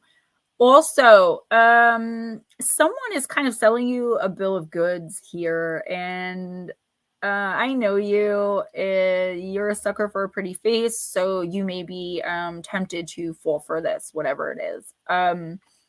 It's not in line with your soul contract. You know, we all write our life contracts out, and while we're in the fifth dimension, and we integrate our soulmates, and we integrate our twin flame and who we're going to meet when and what their role is going to be and the lessons we're going to learn and and you are not on that path. Okay. And whoever or whatever this is not in line with that either. This person has a very dark energy, but I do feel like you are trusting of this person or this situation. Hopefully you're not already in the relationship if it is romantic, where you can't feel really comfortable just kind of ghosting this person.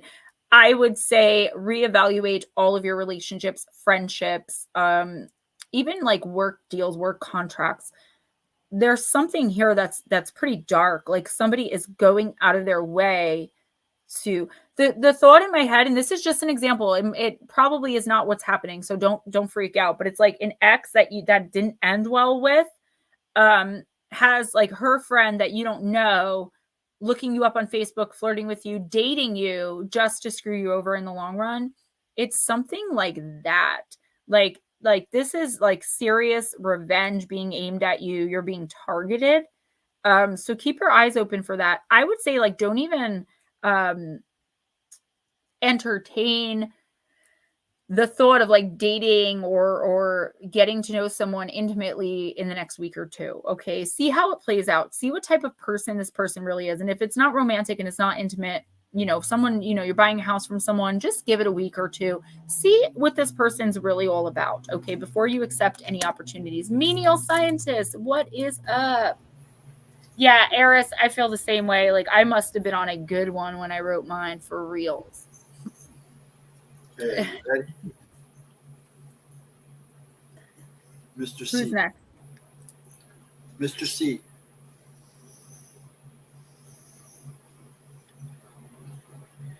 Mr. C, I am going to use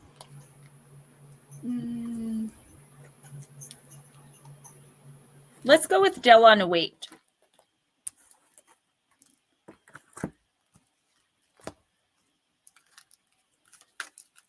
I hear something weird going on.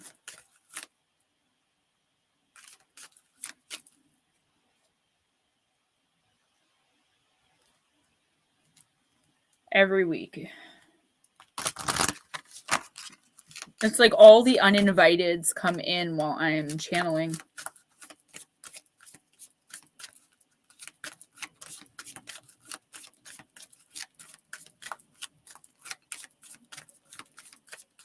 All right, Mr. C. After Mr. C, I'm going to take a very quick bathroom break.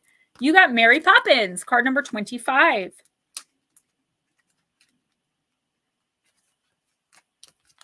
I'm a nanny, but a very unusual one, you might say. I come down from the sky when children need me. I bring magic within my bag. When I appear, get ready to dance on rooftops, to be transported into drawings, or to learn unpronounceable nonsense words. But I also like discipline. I want things to be done efficiently and promptly. And when the wind changes, I must leave. But in the meantime, I fixed everything that needed fixing in the family I stayed with. Magic has to be mixed with discipline. Be creative. Bring enchantment to this world. Spread sparkles all around. But do not forget to incorporate a little etiquette and deportment. Order and method can do no harm to imagination. It's even the opposite. Magical creations can be magnified by some constraint. So stand up straight, tidy your room, and fly high into the sky. Mr. C, I feel like what this card is saying when you get down to it is be careful not to get too caught up with something or someone. So a a lot of light workers, this is just an example. Again, when we get into romantic relationships, we tend to let other things, fly by the wayside because we want all of our attention to be on that person. We want them to know that they're loved and cared for. Even if the other person doesn't reciprocate. I feel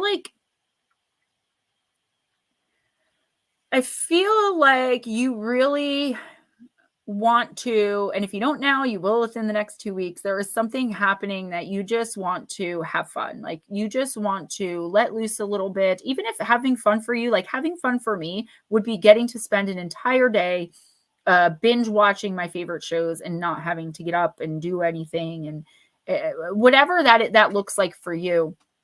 But I feel like there is someone in your life, some influence in your life that is constantly getting you to kind of shirk responsibility. I feel like it's coming in like a little confusing, so just bear with me. Mr. C, the advice that is coming in for you for the next week or two is to make sure that you stay on track with something. So there's something that, I don't know if you have like deadlines, or there's something that like a personal deadline, or something that like you said, like, I'm going to ask so-and-so out by, June 15th. Make sure that you continue sticking to those personal deadlines, achieving those personal goals, and don't let anything or anyone distract you from that. That's the best way that I can say it. You're at risk for being distracted, not purposefully, by an influence that's not really so good. Whoever this person is, whatever this energy is, they're really not on the same level as you. I see very immature spirit here, and you're at risk for kind of backsliding in your maturity when you're around them, if that makes any sense. And again, if you don't know what I'm talking about, just give it a week or two. It'll click. Guys, I will be right back.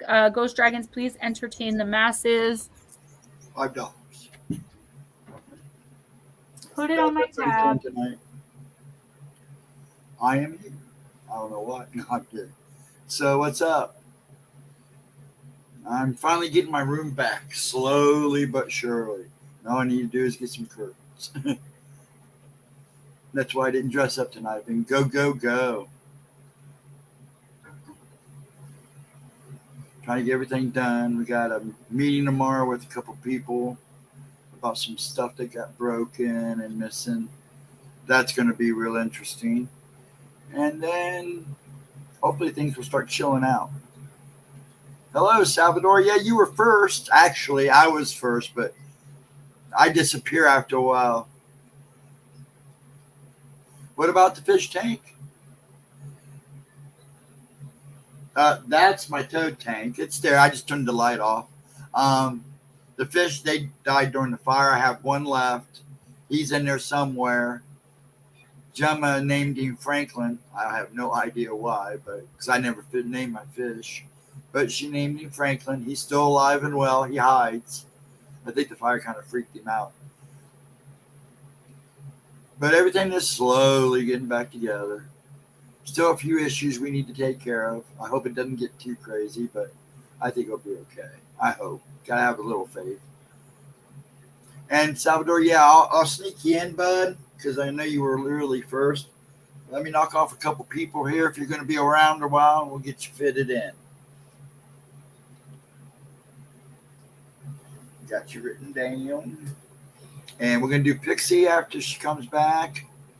And then we'll do DC Joey. If you're still here, let me know if you're still here. Oh, your fish died today. Oh, bummers. It was a bummer. It was a bummer for me too. And then I come back and the tank was black because they didn't cover it when they did the air ducts. Oh, she's back. I'll shut up now. You're going to do Pixie now, and then you're going to do DC Joey if he says hello. I'm just waiting to see if he says anything. DC Joey! You're welcome, Salvador. Always welcome, Mr. Soto. Yeah, they're lucky that I don't have access to the phone because they owe him and his family a major apology. I feel so bad for his dad. I mean, I feel bad for you too, Ghost Dragons, and your son. It's a lot worse for my dad. I'm really good about it's the thing. I can get a new one if I want it. But some of this stuff was antiques and stuff. Yeah, he's not taking it too well.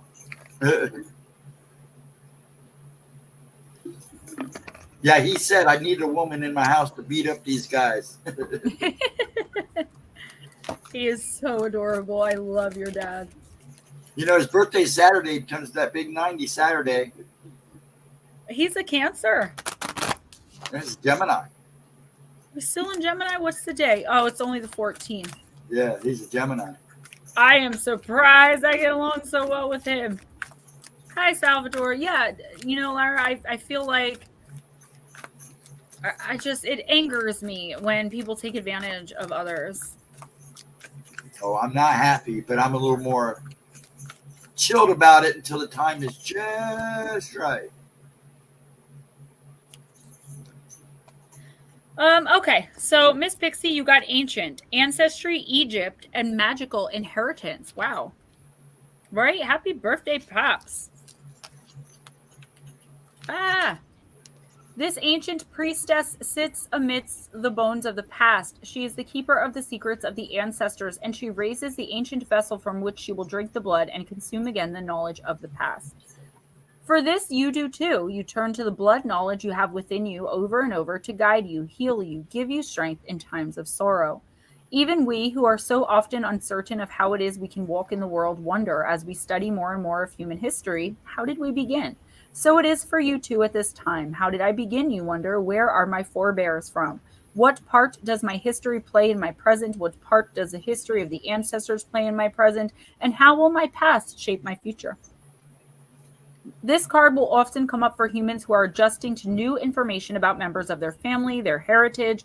The knowledge of what others have done, said, thought, felt, died of, been born into is informing the present. You may be learning secrets about your family that have been kept for many years, and you will have with you a sense of immortality of family lineage, that you are a part of the history of the planet, just as the plants and the trees are. Your family is the history of the plant. Your family is the history of the plant. And it's time to acknowledge this and understand who you are deep down in the blood, and to find out which of this blood is wise and which of this blood's influence can be overcome. Blessing, family connections that lead you to greater knowledge of the self and of how to work with the family members you know. There will be information that comes to you at this time that may surprise you or disappoint you. Whatever the reaction, it is a gift to be able to know where you're from and from whom the raw matter, the very cells of your being came. Curse, there may be a lack of knowledge about family and ancestry, a kind of dismissal that anything of the past matters, which leads to an unfortunate repetition. See the priestess and see how she is working directly with ancestors of ancient times and with their animal kin and the ancient gods and goddesses. She may be very old or she may be very young, but she is one who has a healthy respect for the ancient ones, the old ones, who are returning now as never before. Working with this card, tap into ancestral energy, for it has much to offer you at this time. Simply take time to meditate and see who comes to you. Yeah, Lara, I definitely feel this card for you right now.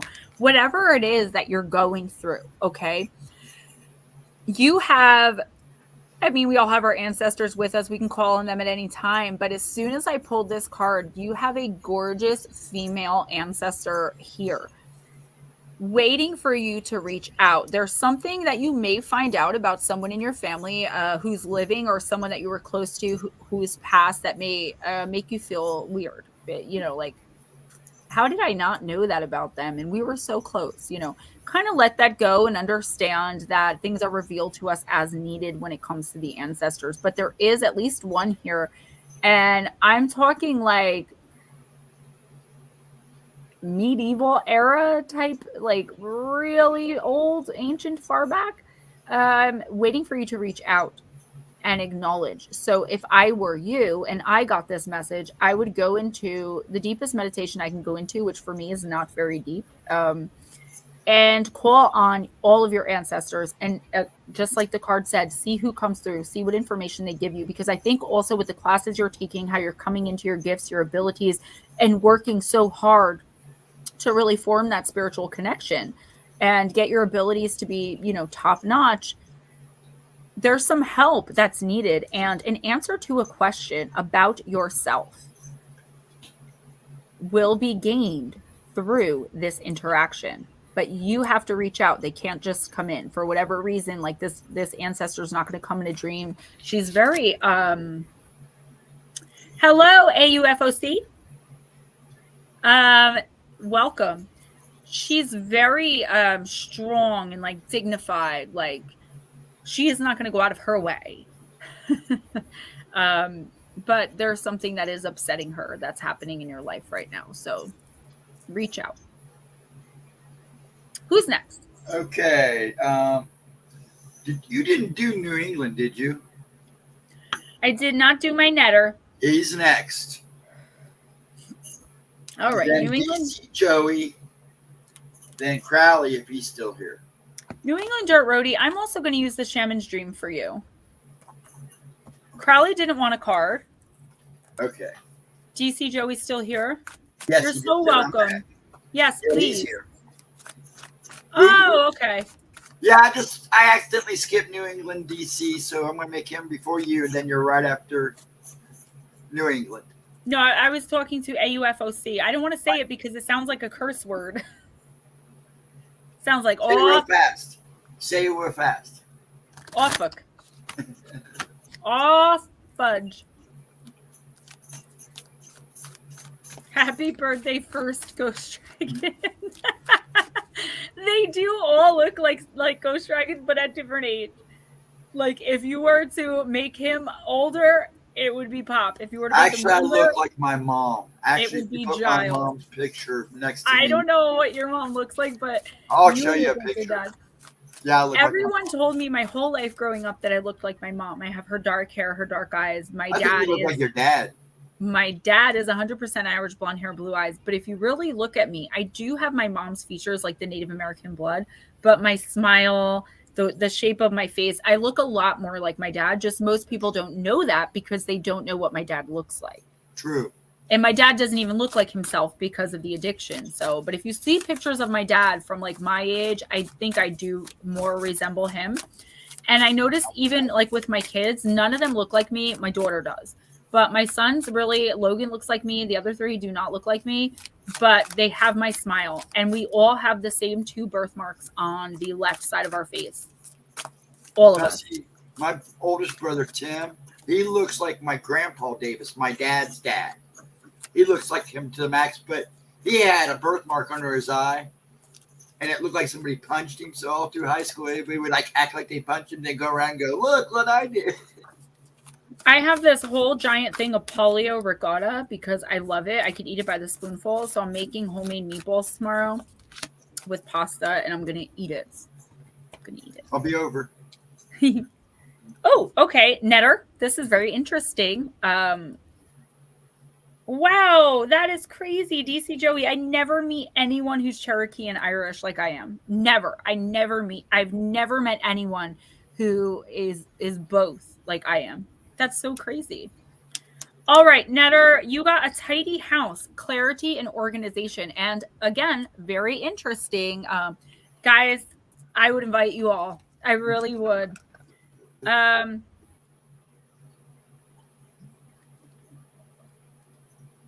Blue Crossroads, yeah. I look like my true dad, Johnny Cash. A boy named Sue, how do you do? New England Dirt Roadie, this is interesting because of everything that we've been talking about. Come on, where is it? Card number 1. Clarity and organization, a thorough inventory, an auspicious symbol. If your emotional world feels messy and unruly, you can't seem to get clear. It's time to see, Netter, how your environment is affecting you. Although your inner world has a huge impact on what shows up in your outer world, the reverse is also true. You can be influenced by the people who populate your daily life and the energy of the objects you surround yourself with, basically everything in your surroundings. Now is the time for an inventory and full clearing of your environment. As for clarity from your relationships, and do not make assumptions at this time. Ask for clarity, sorry.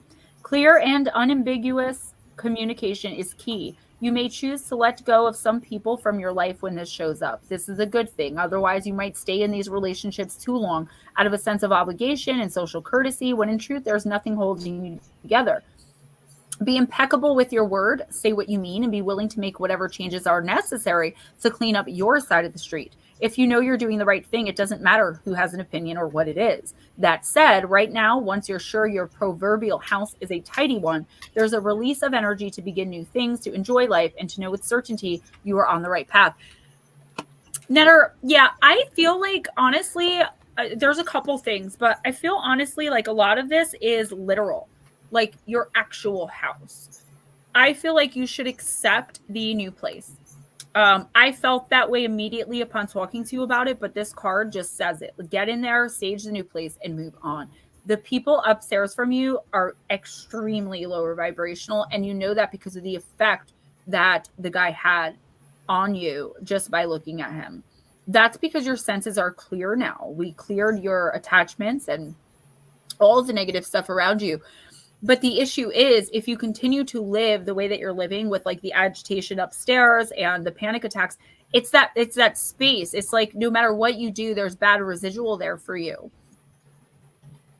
So it is very auspicious and very lucky, if you will, that you were offered the opportunity to go somewhere else. And I feel like that's what this is saying. As far as I feel like you are going to be, if you're not already in a little argument with someone, it's going to be very small, but it could get blown out of proportion really quick. The universe is saying whoever this person is, like,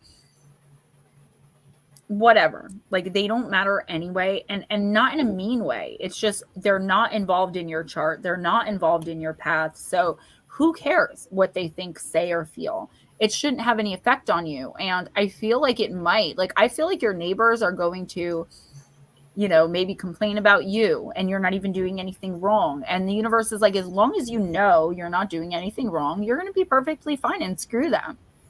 They don't mean anything anyway because they're not a part of your journey, except that now you have the opportunity to get out of that negative space that you've been in for so long with all that residual that no matter what, you're never going to be able to clear it all unless you move.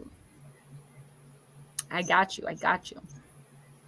Ghost Dragons, thank you. I appreciate the donations, guys. I really do. They help so much more than I think you guys realize. Yeah.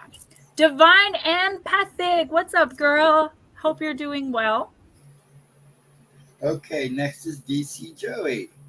They're getting themselves evicted. That's good too. But what I would say is, if you have the opportunity to move, do it.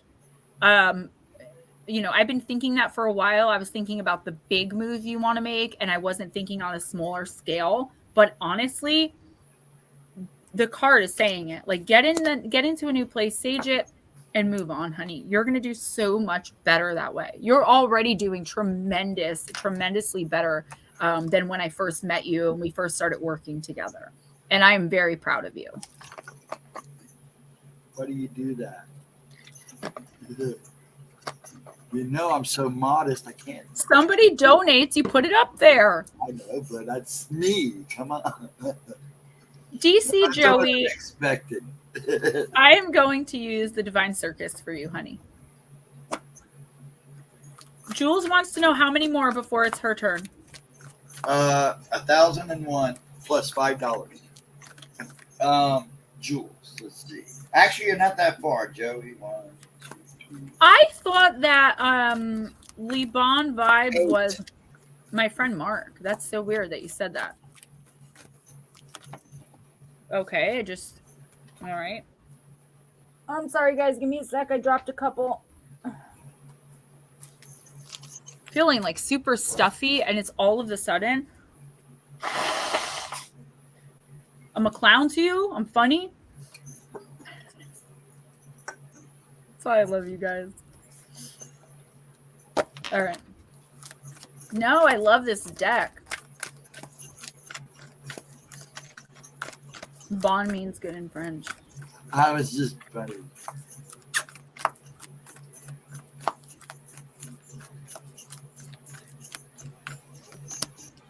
Secret of Shinobi.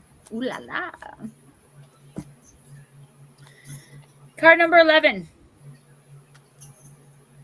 I have no idea why I just said that like that. This clip is hurting my head. Milking your hamsters early tonight?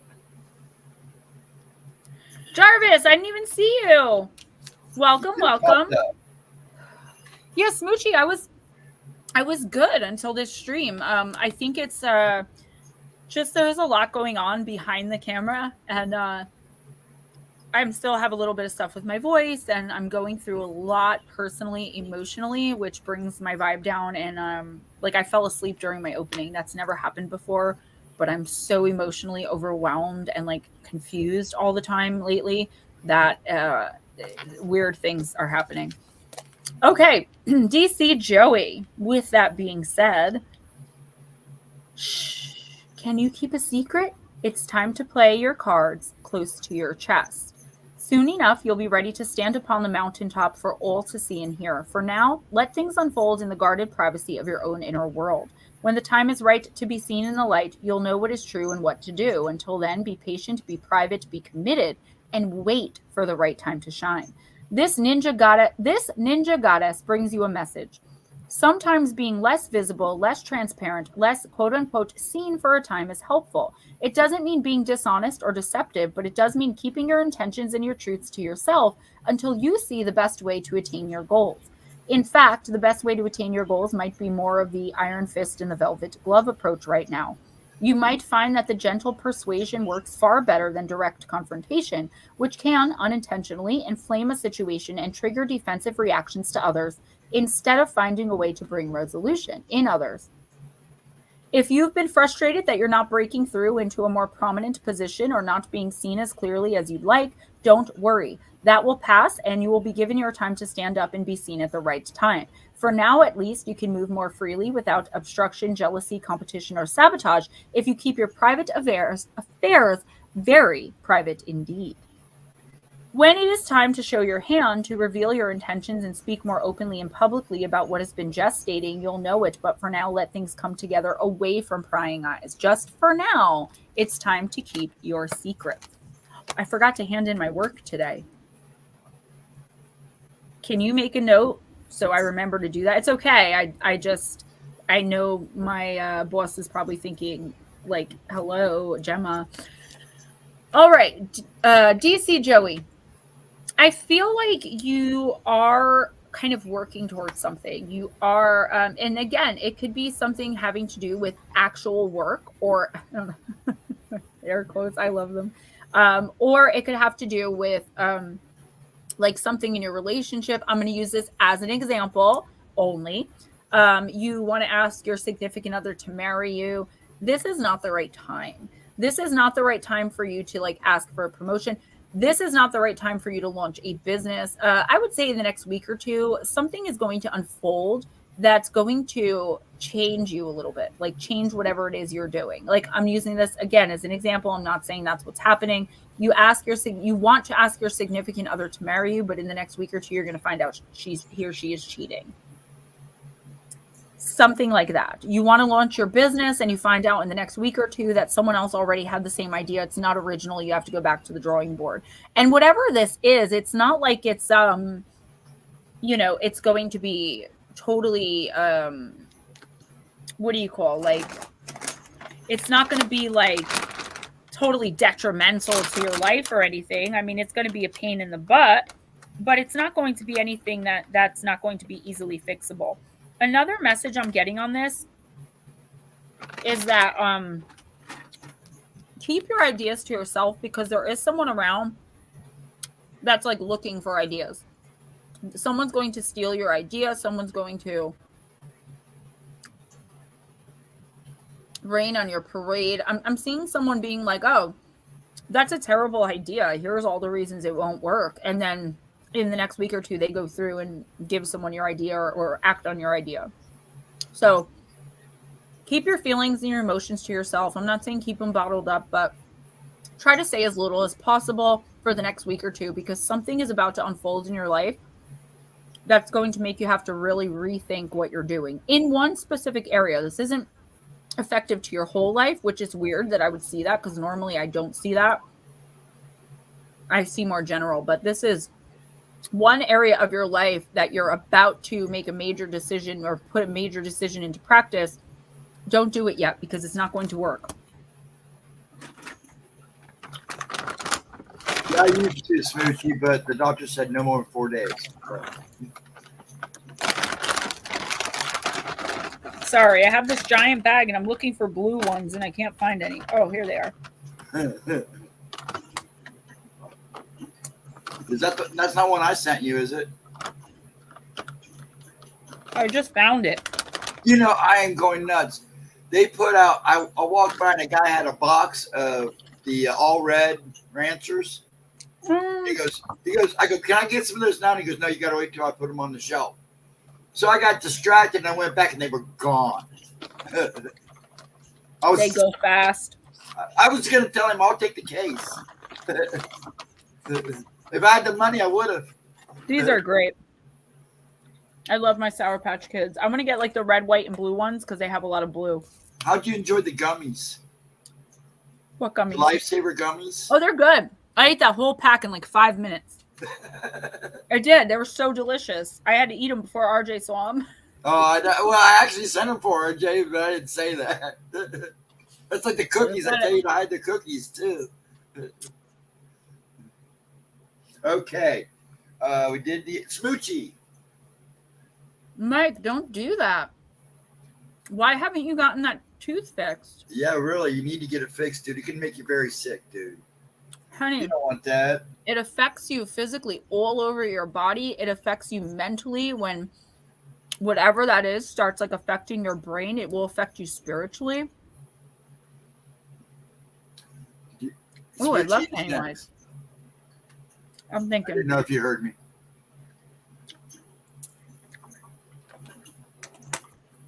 Smooch, I'm going to use, there's 2 of them in my head. Mythical Goddess.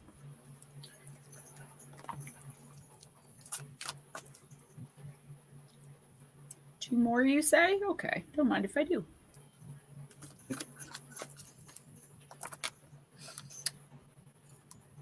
I didn't expect that.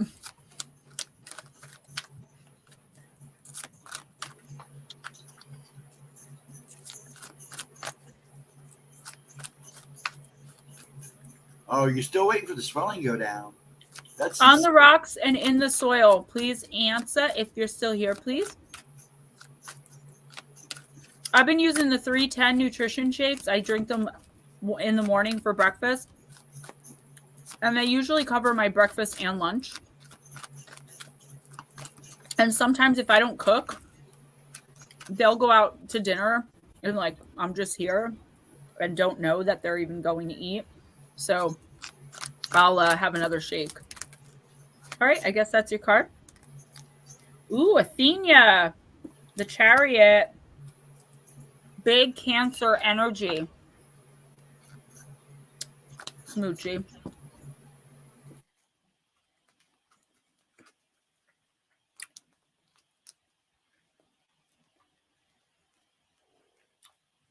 Wouldn't be a show if I wasn't chewing on something, right?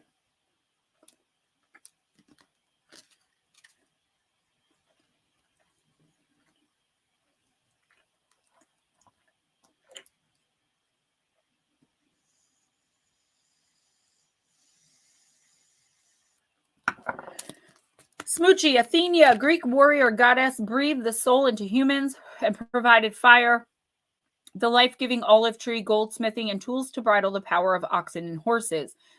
Athena is skilled in the art of war and is the protector of the people. The goddess of agriculture, weaving, and the arts, she is powerful and practical. Athena is the lunar force behind the intention that moves her to her goal. Riding her chariot, her horses drive her forward with focused power.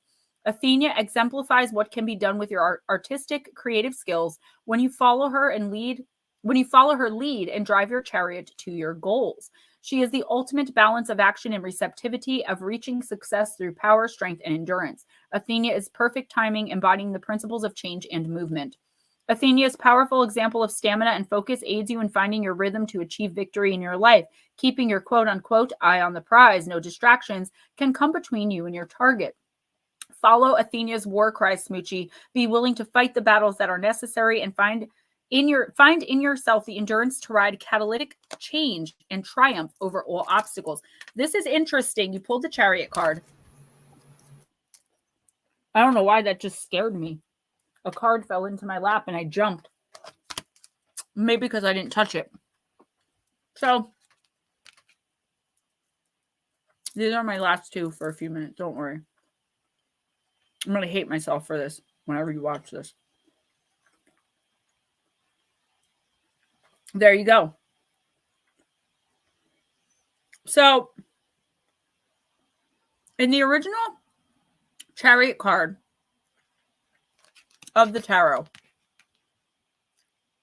the person is riding away from the city, and the city is full of other people that are all the same.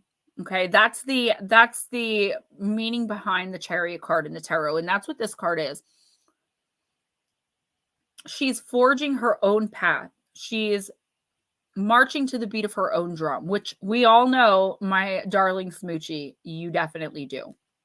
The universe is saying it's time for you to stand up for what you believe in and stand up for what you want to do, right?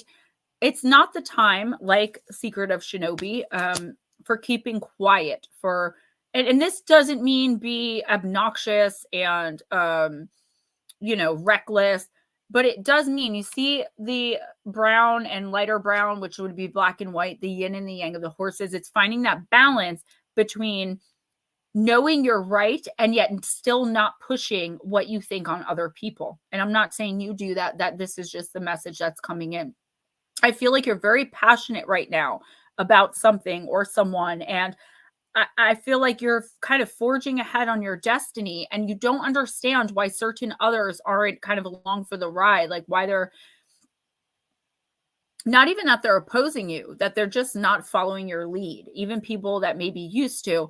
The universe saying that's okay. This is your destiny. This is what you need to do, what you need to say, what you need to think, feel, want, learn.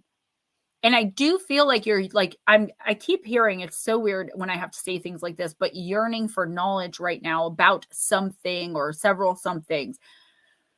The universe is saying, don't worry about who thinks what about what you're doing, about these new beliefs, about whatever this is. It's something,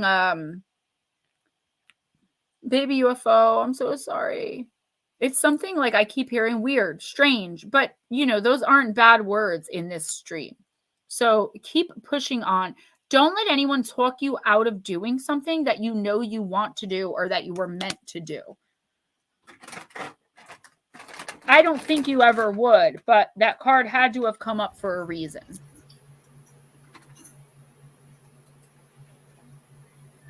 Okay, I guess On the Rocks is not here unless they pop back in later. So let's go ahead and do Andrew. Andrew, I'm going to use Deep, Dark, and Dangerous.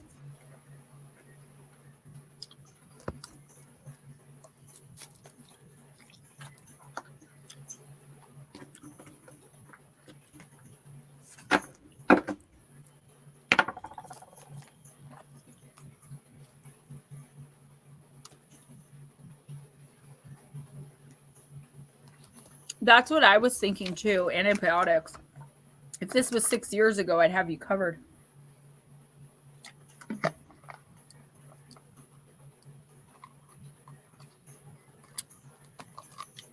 All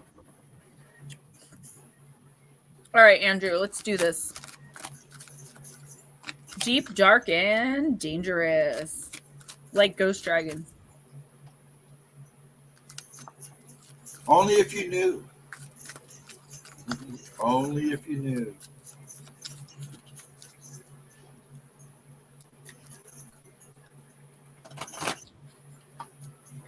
Multifaceted Jules, I am so glad to hear that. She said, Andrew and Gnomes, I keep my...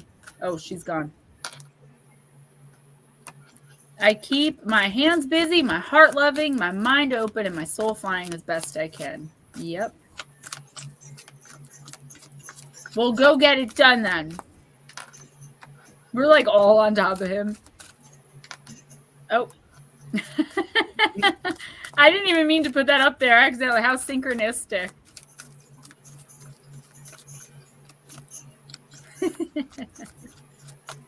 Bazinga! Valkyrie, the card of choice. Card number 42. It is a dangerous card.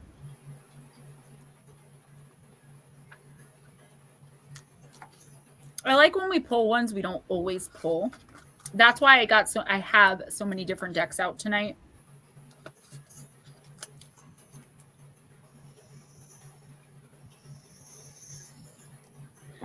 All right, Andrew, you have control over yourself only, and you can choose your thoughts and actions. It's never too late to change. You can transform your fears. Be courageous, even though you may be fearful. The battlefield of the ancient Norse was not a pretty place. For Viking warriors upon the battlefield, the incentive to fight bravely until death was what they came for. While we often hear the idea of our lives flashing before us at the time of death, what Norse warriors hoped would be there was most likely, and for some, hopefully, a beautiful yet terrible Valkyrie. Valkyries took the form of women in battle dress, sometimes winged, often on a mighty horse, eyes flashing and singing a song of blood and glory. The Valkyries were the choosers of the slain and were present at every battle of the Norse. Their primary service was to select the most worthy and bravest of the dead warriors, the Einherjar, and spirit them to Valhalla, with the god Odin to reside with the goddess Freya in her hall, the Folkvanger, the battlefield. We just talked about this too.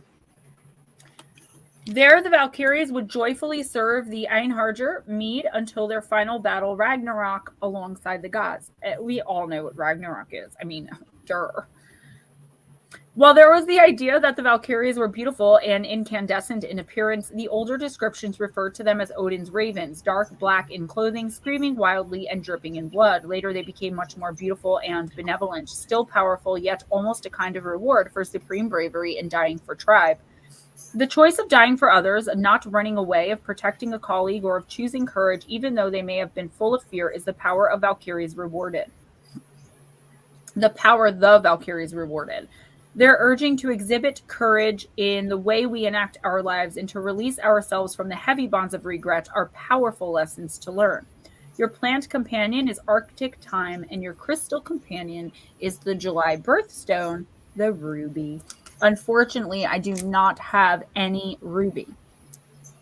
I don't know why I don't have any ruby.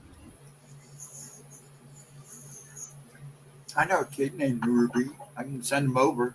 There's a ruby in RJ's class.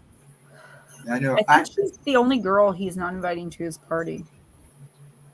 I don't know why. John Music, hi! So nice to see you. Hey, John. Andrew, this card is saying that it's kind of a repeating motif, like most cards always are at this time of night.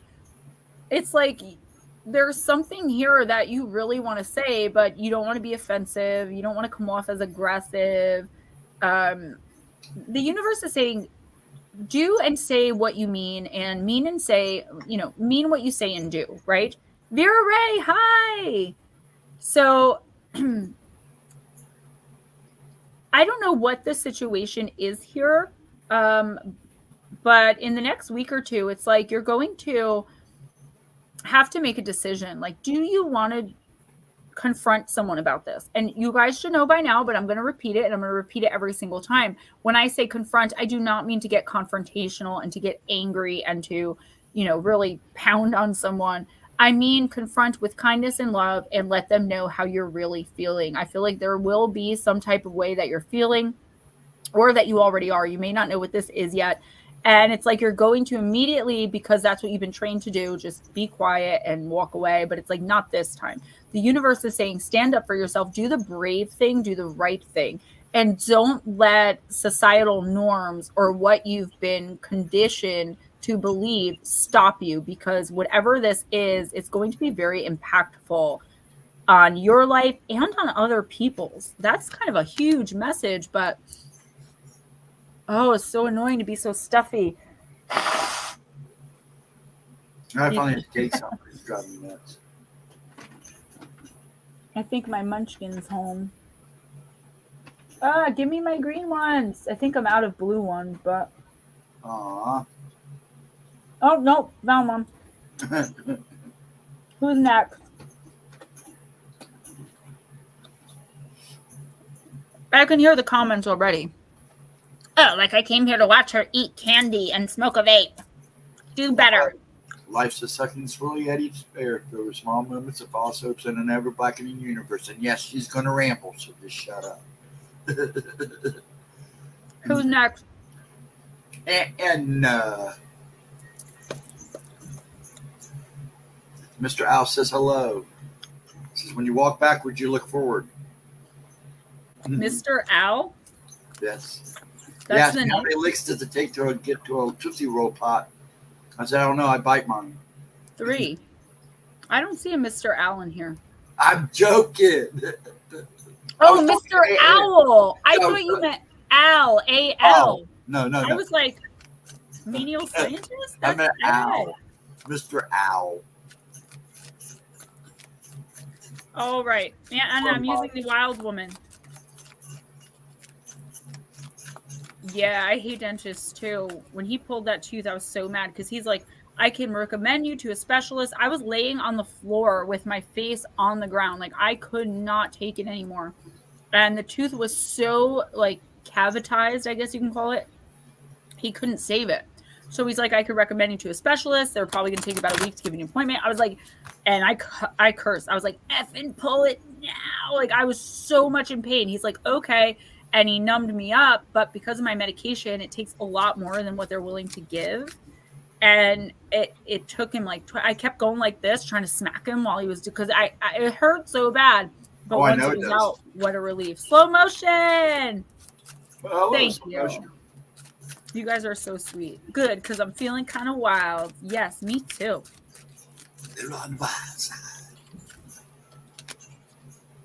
Anastasia.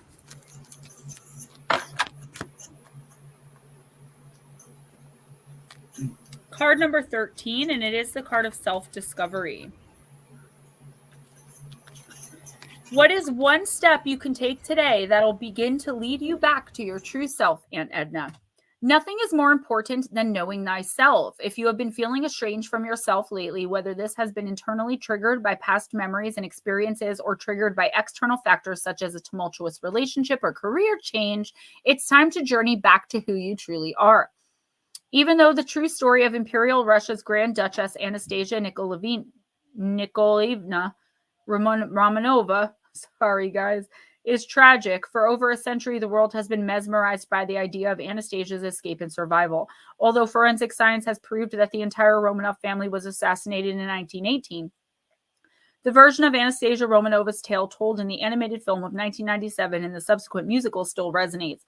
It's the story of the penniless young orphan Anya with no past and seemingly no future, who is reunited with her grandmother, the Dowager Empress Marie Fedorovna, in Paris, and finally remembers who she truly is, the Grand Duchess Anastasia. What's up, Pam?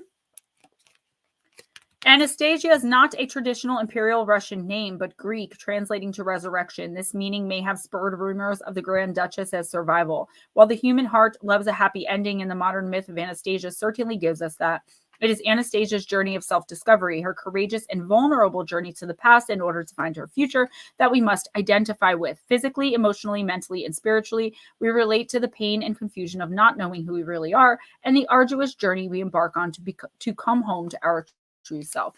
I wonder where Darling Deb, Shelley Montgomery, hope they're okay.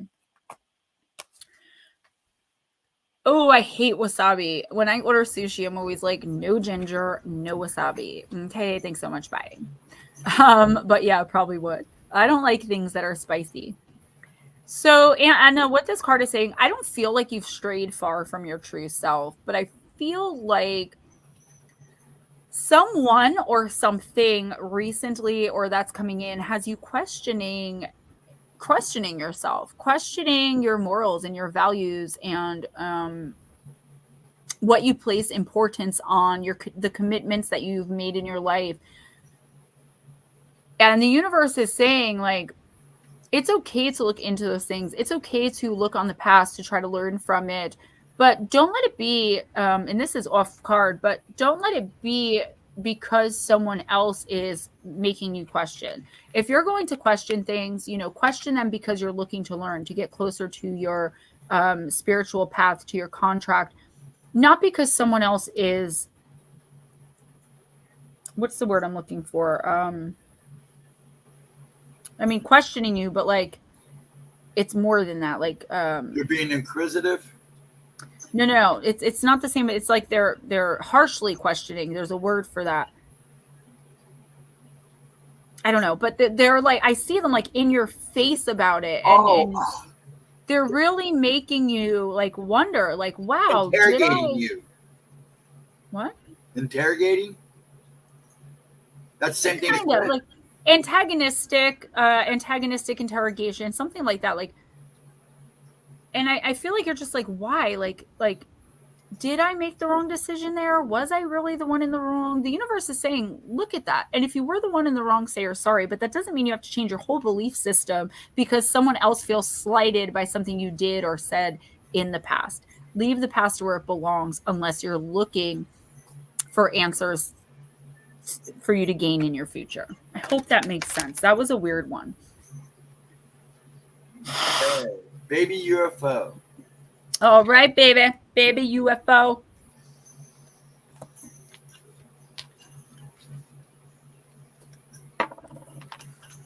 I'm going to use Wisdom of the House of Night.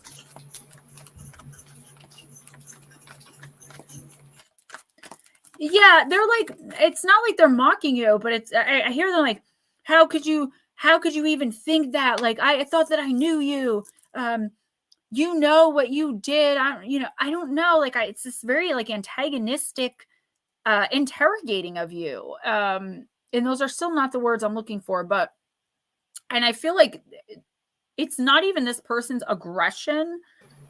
It's like they're hurt over something that I don't think you really either didn't realize you did or you didn't do at all, and they're just seeing something differently than you. Don't let them turn your opinions about something just because you feel bad or guilty. And I feel like if you look at what the situation is, you're going to realize anyway that you were not in the wrong. Yeah, that could be it too. Don't dwell on it. That's a great example. Don't dwell on any of that stuff. Continue looking forward. You are not far from your soul self at all. You're elevated. You're spiritually. You become more aligned every day. I see it in your energy. Like, out of everyone in here, what's up, Hilton? I was just thinking of you because I did the air quotes a couple times. I said quote unquote. Out of all the people in here, and this is no shade on anyone else, and Anna, you're one of the more higher elevated. And again, no shade on anybody else. It doesn't mean anything bad about you guys. It just means she's further along on her spiritual journey, and we'll all get there. Yeah, don't. That is the universe telling you, like, it could change you for the worse somehow if you continue to dwell on whatever this is. Baby UFO. Obedience. Card number 48.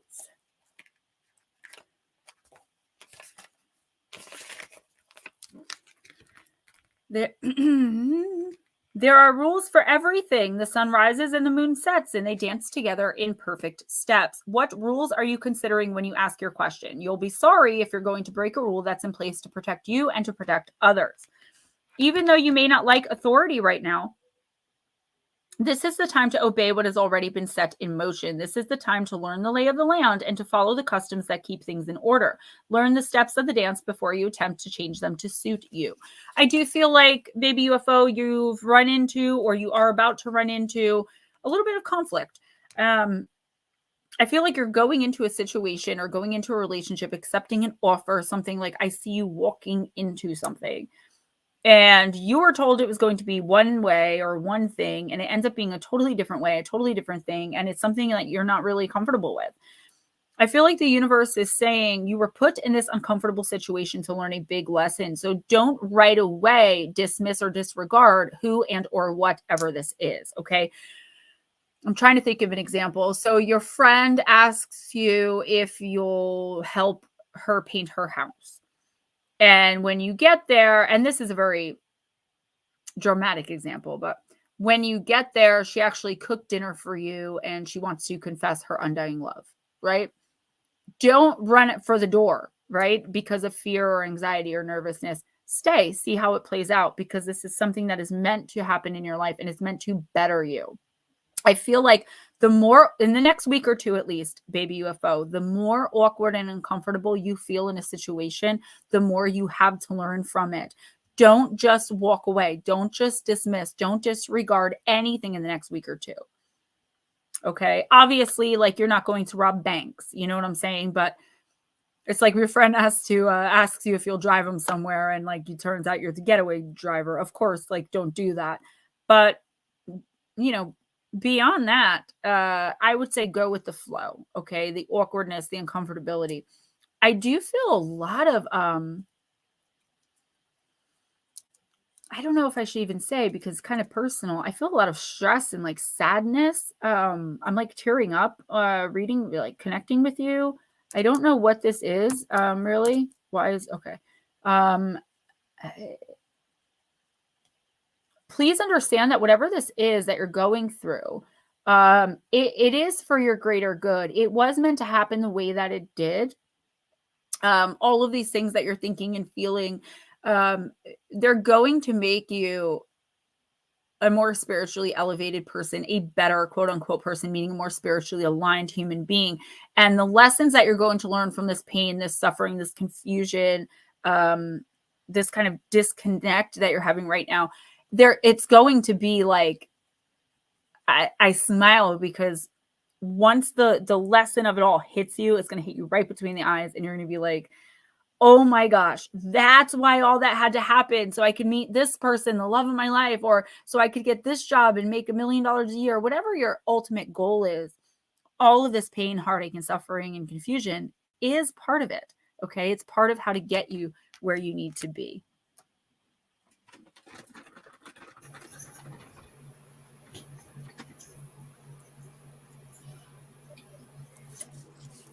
Mikey. You have to bid even if you get a chance. I don't understand what that means.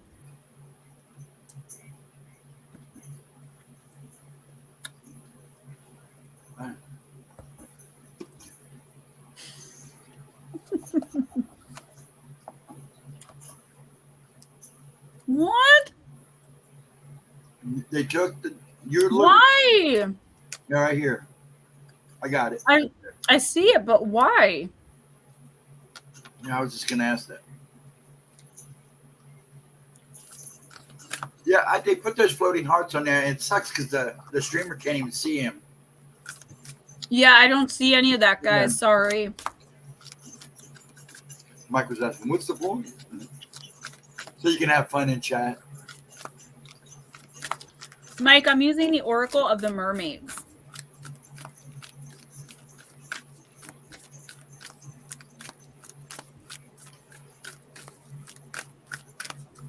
Let me give it a crack real quick. I got it right here. I got it right here and a chisel, so we can get that sucker out real fast. He kept saying that to me when I was having my tooth issues. I was like, I went into Walmart and didn't even buy anything. I was in so much pain. That's unusual. That's bad if she doesn't buy anything. To not buy any, and not even not buy anything. I didn't even walk all the aisles. I just went in, grabbed what I needed, and left. I was with Ray and RJ. Ray's like, "Are you okay?" He's like, "It hurts that bad? Like, you didn't buy anything?" Like, I was in a lot of pain. I couldn't. Ooh, the magic of the Cohelen Druid. Caution, secrecy, and wary. Card number 9. I don't know where this deck even came from. I don't even know. I have so many decks, and most of them are at Mom's. I only have like 50 decks here.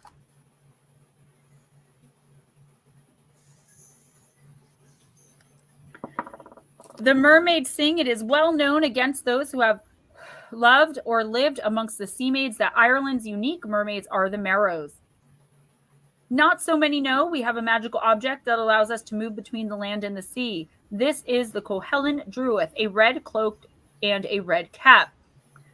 Some Marrow seekers whisper these are no cloak and cap at all. The cloak was the long scarlet waterfall of our red hair, the red cap, our scarlet hair bundled up on our heads. Whatever the true origin, our red cloak and red cap are part of our legend. This wearing of the cap and cloak allows the marrow to shift seamlessly from sea to land creatures, so keeping their Kohelandros safe is paramount for our ability to return to the sea. Marrows in human form never leave the ocean for long. They sing to the waves, and those of us who have been stolen often cry at the shore, wondering why they feel they are never at home, trapped by the loss of the Kohelandruith and their memory of the Tear Fotin. If the marrow chooses to wed a human for love, she will sometimes cut her long red hair and dye it and secret her Kohelandruith away in a safe sea cave where no one will ever find it. If her man breaks her heart or betrays her by taking her cloak and cap, she will find them and she will return to the depths to heal and allow her salty tears to merge with the sea. Sometimes greedy men cut the marrow's hair or steal their Kohelandruith late at night while they rest on a beach under starlight after rescuing some sailors from the soul cages, or sleep deep on a rock after shepherding the precious leatherback turtles to the warm waters. This happens more often than it should, as a marrow bride is much sought after, not only for her beauty, voice, and compassionate nature, but because she is said to bring great treasure. Gold, pearls, corals, great catches and nets will come to the one who gains her as their own. But those who seek her and take her without loving her against her free will never truly benefit, and those who steal her Kohelandruith can never keep them for long. Some who have stolen the maid of the sea mysteriously become captives of their own soul cage, and no marrow can or will ever hear their cries for help. Luisa's Life, what's up? Divination, it's time for you to create a symbol of who you are in your heart, Mike. It may be that you wish to dye your hair or transform your appearance in some way. You may wish to lose weight or to shape your body via healthful exercise using weights and swimming. It may be that you have adopted a more conservative appearance of late to suit better your age or your job, and what your conditioning may be telling you is, quote unquote, suitable, quote unquote. But the marrow and her Kohelandruith tells you that it's up to you to determine your appearance and your wellness, your body and your style. It's also time to consider the dolphins, as marrows are strongly aligned with the dolphin, including fungi, the famous dolphin of Dingle Bay. It is also time to choose more strictly who you interact with, sir. The marrows wish for you to signal to others who you are through your clothing or your jewelry, so that you may find your soul family more easily. Symbols, of which appearance and clothing are one, can do this for you. Mike, we've been talking about this. Dye your hair lime green. RJ wants to dye his hair green because my son Kyle had green hair for a while.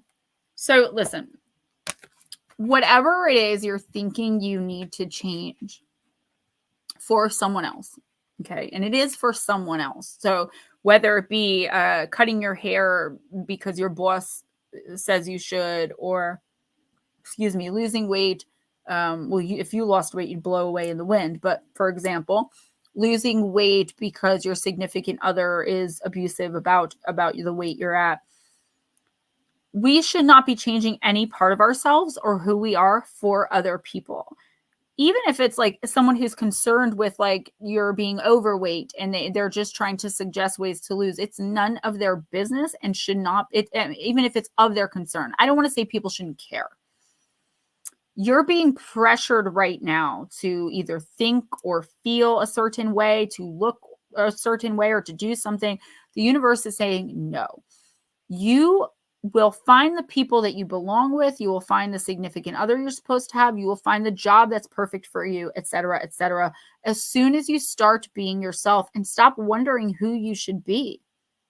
Just be Mike Roberts. And that may seem really hard, or like that doesn't work because you have so much toxicity in your life. But I'm telling you, like in here, you found a soul family. You can find that in real life too, but you have to get out of Illinois. I don't know why that message comes to me so loud and clear. And it actually makes me worried, because even just like if I'm scrolling through my phone and I see your phone number, get out of Illinois, pops right into my head. And it's scary for me as an energy worker and as your friend, because I feel like there could be danger there. But right now, the danger is you changing into something or someone that you're not, just so that you don't have to be alone or feel lonely or lose your job or let down your significant other or whatever. I know. If my name wasn't what my parents named me, the other option was Karen. I'm not going to say anything. I don't get along with really any Karens I've ever met. I have an ex. She wasn't my mother-in-law technically, but she was the mother of someone who was very abusive. My daughter's father, and she looked just like Martha Stewart, but she was nasty. And then someone else's ex-wife's name is Karen, so I've been being called Karen every once in a while for the last 8 years. But I almost was named it. Oh, I love that. Oh, you don't know the energy this stone is putting out now that I cleansed it. Imagine. I love those. It's so special. I was never a rose quartz person. But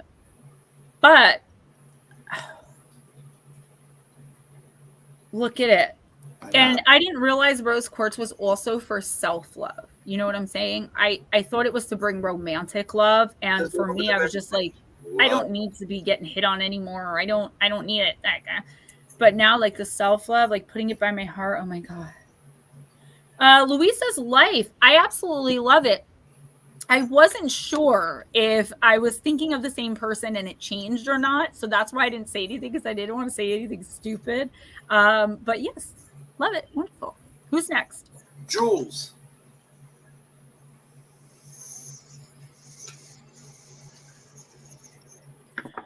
Jules, I am going to use the Human Spirit Oracle for you.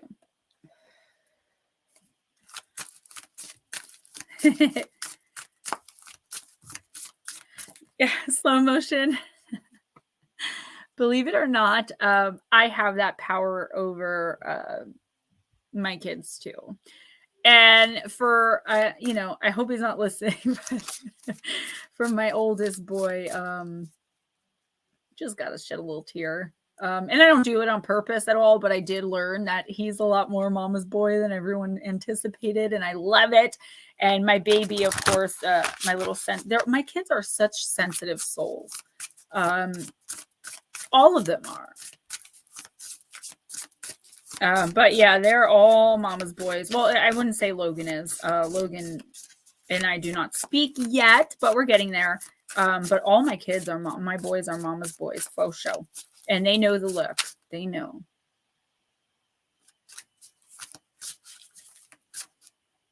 That look. Yes, it's shorter and it is easier to say, but I think I was just like calling you Louisa.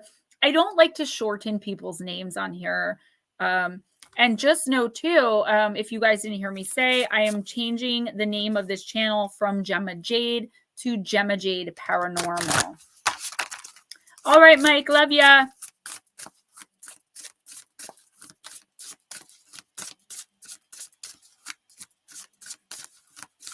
AUFOC, do I know you in real life? You've got the same energy as someone I know in real life. It's like, it's been freaking me out since you came in here. Ooh, Jules, hit your target. Card number 13. In the upright position. Nut slap. Bat Mom. Melissa Nicole, you guys are the next 3. So please let us know you're here so we can put you on deck by the time I'm done reading this card. Jules, ready, aim, fire. When you... We see you have been practicing your skill of hitting your mark. Well done, because whatever project or adventure you're on, know that you are so close to that bullseye. You're hitting the target. It might feel strange when everything falls into place, everything clicks, but you worked hard for this. It's okay to enjoy success, Jules, to enjoy the journey and take a moment to pat yourself on the back. Skills take time, practice, and patience. Hitting your target is no different. You know what you want and exactly how to get it. There is absolutely no shame in your game. You're welcome. Oh, okay. I got a familiar vibe, and I didn't know if it was real life or from in here. That's cool. Jules, this card, I don't know what you got brewing, girl, or what you're working on, but this card, stop laughing at me. But this card is telling you, like, don't let other people tell you that what you're doing is wrong or that you should be doing something else or anything like that. Your spirit guides, your team, the universe is backing you up. Yes, giddy up and go. And be proud of it. Don't be ashamed to tell people that you're an amazing artist. Don't be afraid to tell people that you're an elevated soul. Like, go all out, because that's how you're going to weed out the people who really support you, your ride or dies, and those who have no room in your life. Because when we keep people in our lives that there's no room for, that means there's no room for the universe to bring new people, amazing people and opportunities in, because our lives are so full. I think of it as your life and the people in it are a full chessboard. You have to remove some pieces to bring some more pieces in. If you're the white pieces on the chessboard, you have to slowly weed out all the black pieces. If you're the black pieces, you have to slowly weed out all the white pieces. Maybe that's not a good example, but it's how I see it in my head. Keep going. Don't stop. That is confirmation from the universe that you are on the right track. You're doing the right thing. Don't silence yourself for anybody. And that goes for everyone. Nut slap is next. Then Bat Mob, you're after nut slap. Andrew, I didn't know that.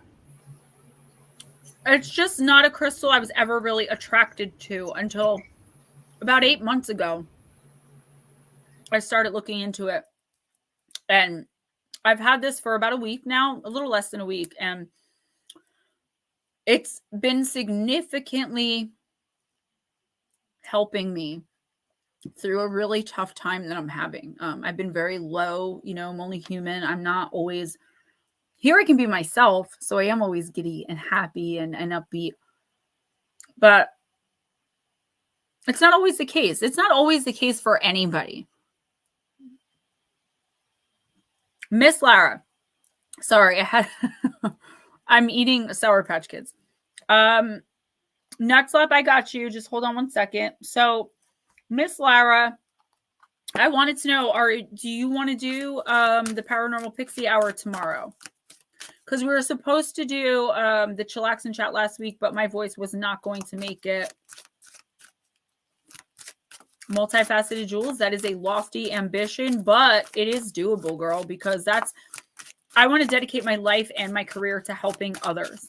And I've started doing that on a very small scale, but up is the only way to go. So nut slap, I am using. Sometimes you just need to sack the queen. Dragon Wisdom. I thought this was the other dragon deck. I've got like 4 of them. I still didn't get For the Love of Dragons.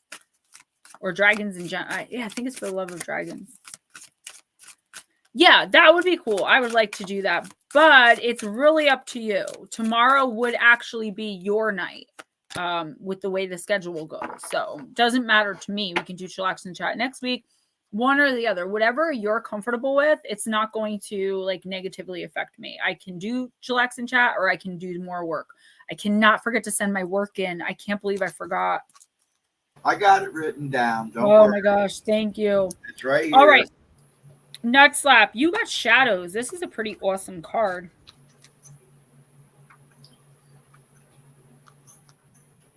I can't wait to go downstairs with my hair like this and see RJ's reaction. No, Melissa, you're just coming up. Yep.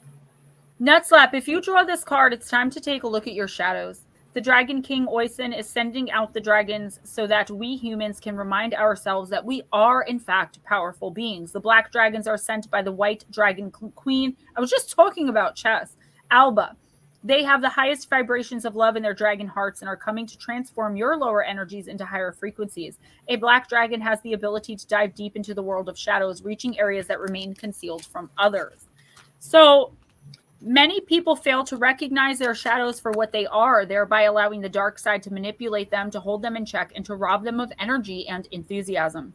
Let's name and shame a few of the shadows here. Cigarettes, alcohol, sugar, a sense of fear, other addictive behaviors, playing the victim, spiritual arrogance, and so on. Now ask yourself the question, am I ready to confront my shadow?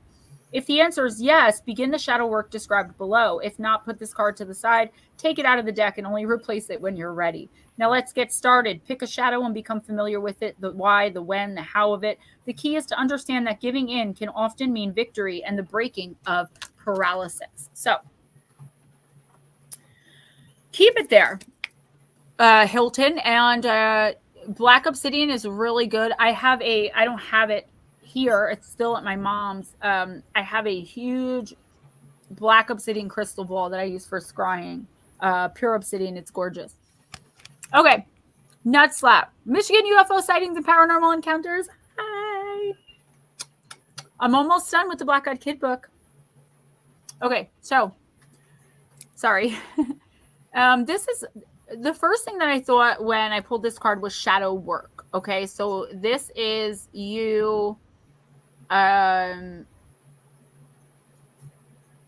getting to know what makes you tick and what doesn't. This is you becoming more spiritually aligned through, the best way I can put it is I always imagine my 8-year-old self and what would she think of me right now? What would her disappointments be? And how can I comfort her? And I know this may sound a little weird, but I feel like there's some things from the past coming up that are causing either guilt, shame, fear, regret, remorse. All of those things that I always say come from the devil. We are children of God. And you don't have to believe that. That's just something that I say. Basically, we don't have any time for that lower vibrational stuff. But something or someone is bringing this up in you. I hear someone say, yeah, but remember that time 20 years ago when you, and you're like, oh man, how could they bring that up? Like I thought I made up for that. I thought and it's going to like affect you. Just know that this person is like, bazinga, got him. They did it on purpose. They're doing it on purpose, trying to get you to feel bad about yourself, trying to get you not to continue to move forward. They may be jealous of a success that you're having, something like that. They may be afraid of losing you because you are doing so well. Even if you don't think you are, you actually are doing really well. Multifaceted Jules, you're so welcome. Mwah.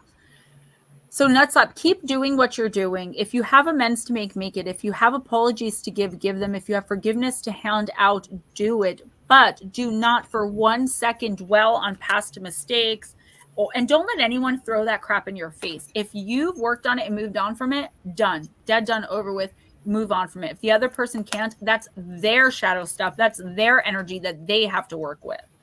Expectations versus empathy. I have learned, and I still, I get my heart broken constantly because I can't get it through my head to have no expectations of certain people who constantly let me down and fail me. Max, what is up? Peppa H, what is up? Let's keep it moving. The Bat Mom.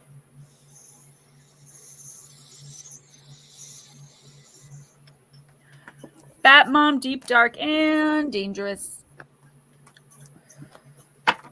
Guys, please don't forget donations, PayPal, Cash App. They really help me out. They are how I get paid.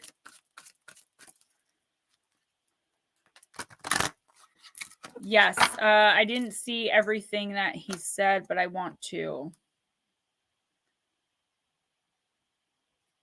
Oh, that was multifaceted Jules. Yeah, I think, you are headed in the right direction 100%. I don't even think I know. Definitely from that card. And it's saying, stop second guessing yourself. Stop questioning yourself. You got this. And you know deep down that you do. But to say so would be cocky or rude. Throw all that out the window. You go, girl. You're kind of a big deal. Let people know. All right. Miss Batmom. Got it. Sybil, the card of foresight. It's card number 13, and it is a deep card. My vape's running out of juice here. Oh. Batmom, develop rituals that will benefit and support you. Connect more strongly with your higher power. Intuition is valuable at this time. Use everything available to you to make a decision. Sometimes the answer is not clear immediately. Give it time. Get support from a trusted, wise friend. In the ancient world, particularly around the Mediterranean, there were female oracles who were consulted for their abilities to look into the future. These wise women, called sibyls, were powerful and often educated, and so they were feared. The sibyl herself did not go by her given name, but by the name of the site of her temple. Her old identity was washed away when she trained to become a sibyl. For example, there was the sibyl of Samos, the Samian sibyl on the island of Samos. The sibyls usually spoke the words of the deity that was honored at the site of their deity, guided the divination message she used. And let me try that again. I'm sorry. The sibyls usually spoke the words of the deity that was honored at the site, or the deity guided the divination method she used, and there was complex and deep ritual that surrounded her. When consulting a sibyl, a shamanic-style journey started for the petitioner by the act of traveling towards the sibyl, and the physiological preparations of this kind of pilgrimage consolidated on that often long journey. There were a number of well-known sibyls across the Greek and Roman empires, and historically there is the idea of a network of 10 shrines with 10 sibyls. The most famous sibyl was that of Delphi. The term sibyl would have predated the eventual specific label of the priestess there, eventually referred to as the Pythia. The temple complex dedicated to the god Apollo and also his twin Artemis was the most powerful in the ancient world. Alexander the Great, King Croesus, Pythagoras, Socrates, and Lysander consulted the sibyls there. Set high in mountains with a valley leading to the sea, the place was not just atmospherically special, but was geometrically active. It was a place of earthquakes and deep springs and cracks that leaked gases. The Pythia sat on a three-legged stool within a cave that released vapors deep from within the earth. We now know that the natural gas was most likely a kind of methane. This changed the mental state of the priestess, enabling her to go into a trance so she could receive the words of Apollo directly.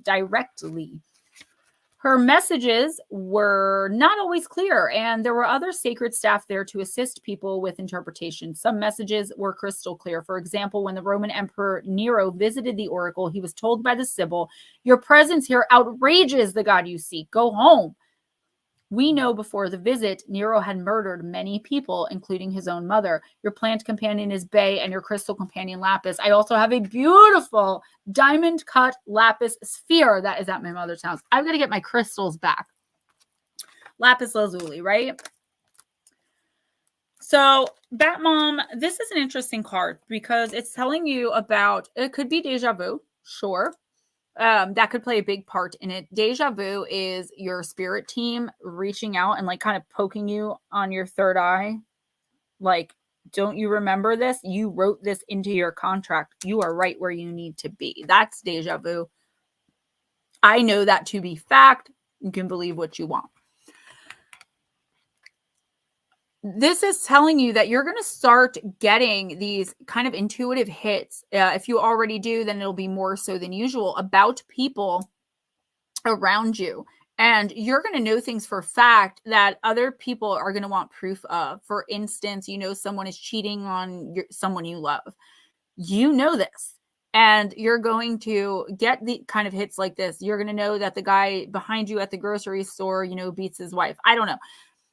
It's what you do with it is what matters. Now, obviously, you're not going to confront the guy at the grocery store, right, Batmom? Even though you know this for a fact, there's nothing you can do about it.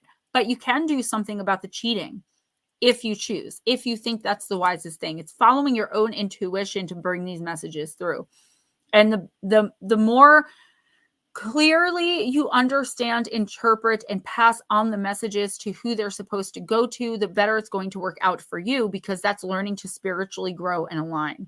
I feel like you do know something that, like, you can't prove it, and that's becoming a problem for you.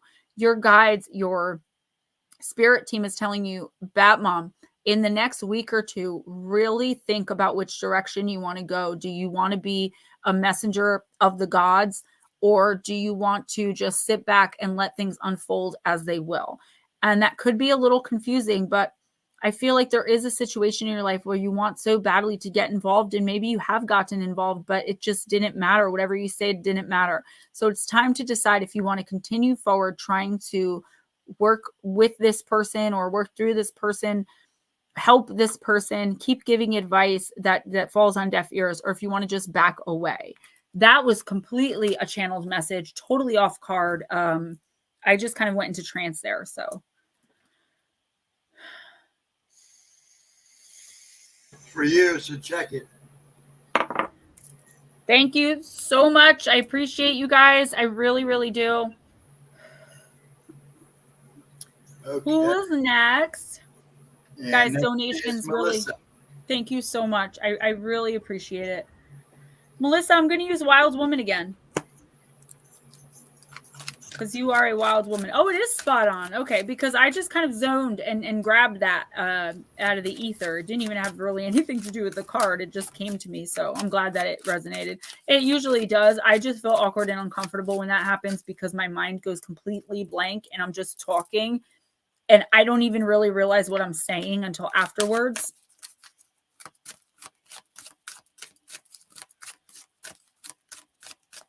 It happens once or twice every week. Okay, 17 cards. No thanks. I'm taking the one that fell out first, the Morrigan. Card number 21, the card of sovereignty.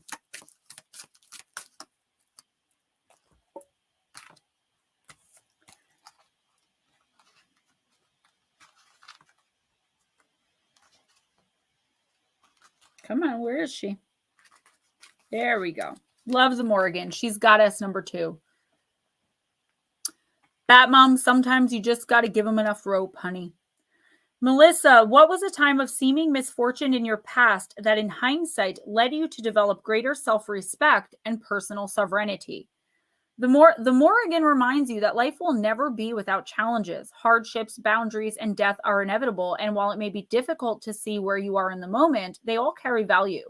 It's easy to believe in our personal power and autonomy when the wheel turns in our favor, not so much when we face misfortune. The Morrigan asks you to stand firmly in your sovereignty, taking full dominion over your body, mind, heart, and soul. She wants you to develop willpower, grit, integrity, and self-respect, qualities that come freely or easily. That never come freely or easily and are only born from overcoming struggle and strife. The Morrigan, translating to Phantom Queen or Great Queen in Old Irish, is the Celtic warrior goddess of death, war, prophecy, and sovereignty. She is a dark goddess who embodies the feared yet natural and inevitable facets of nature. The Morrigan sisters, Badby, Macha, and Morrigu were members of the Tuatha De Danann, a mystical,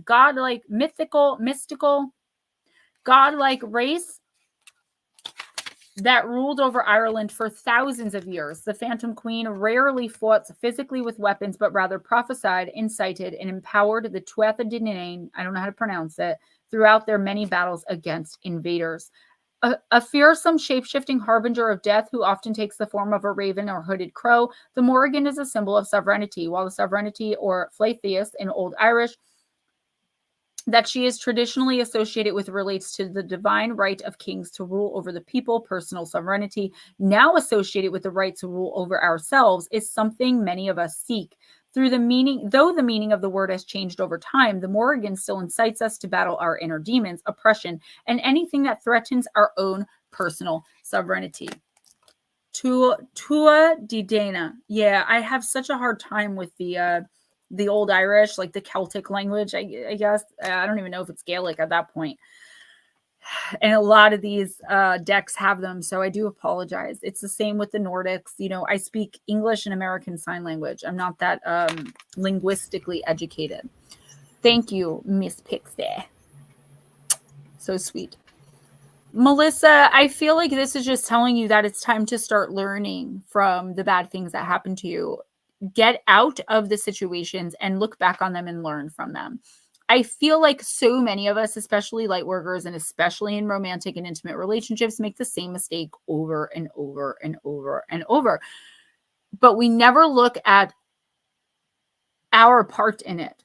The fact that we keep finding the same type of person. It's like same guy, different face, different name, same heart, right? Now it's time for you to understand your own value and your own worth and not have it depend on anyone else or what they think. And I do feel like you're ready for that. Like, I feel like once you are fully and completely out of that toxic, chaotic, abusive situation, you're going to look back and you're going to make sure that in the future that stuff never happens again. Like, not on your watch. You are stronger, you are better, you are wiser, okay? And you love yourself more. The only thing I see here is that you don't have a ton of self-love yet. If you continue to look at all you've done in these relationships to try to be seen, to be heard, to be loved, when really all you had to do was love you. I think that once you realize that and it really hits you, your life is going to change dramatically for the better. Ghost Dragons, are you okay? Mm-hmm. I actually am. Salvador. Batmom, I thought I read for Salvador already. No, remember he was first, but he. Yeah, I thought Okay, I could have swore I read for him, but I'm sure you're right because you have the list. Batmom, that's a really bad sign that someone is either physically abusive or is about to become physically abusive. And if someone chokes you once, usually wrenches, please just be on point for me tonight. If just in case, if someone chokes you once, they have a much higher percentage of killing you. And I'm only talking about this for a second because I don't want to be in trouble. I will say that the main way that pregnant women die is through being unalived by their significant others, the father of their children. And I don't say that to make you nervous or upset you more. I'm stating statistical facts that you can look up and see. And I do apologize. Salvador, I'm going to use the wisdom of the House of Night. Oh, lasagna, yay. Yes. I'm Irish, but I'm American Irish. American Irish.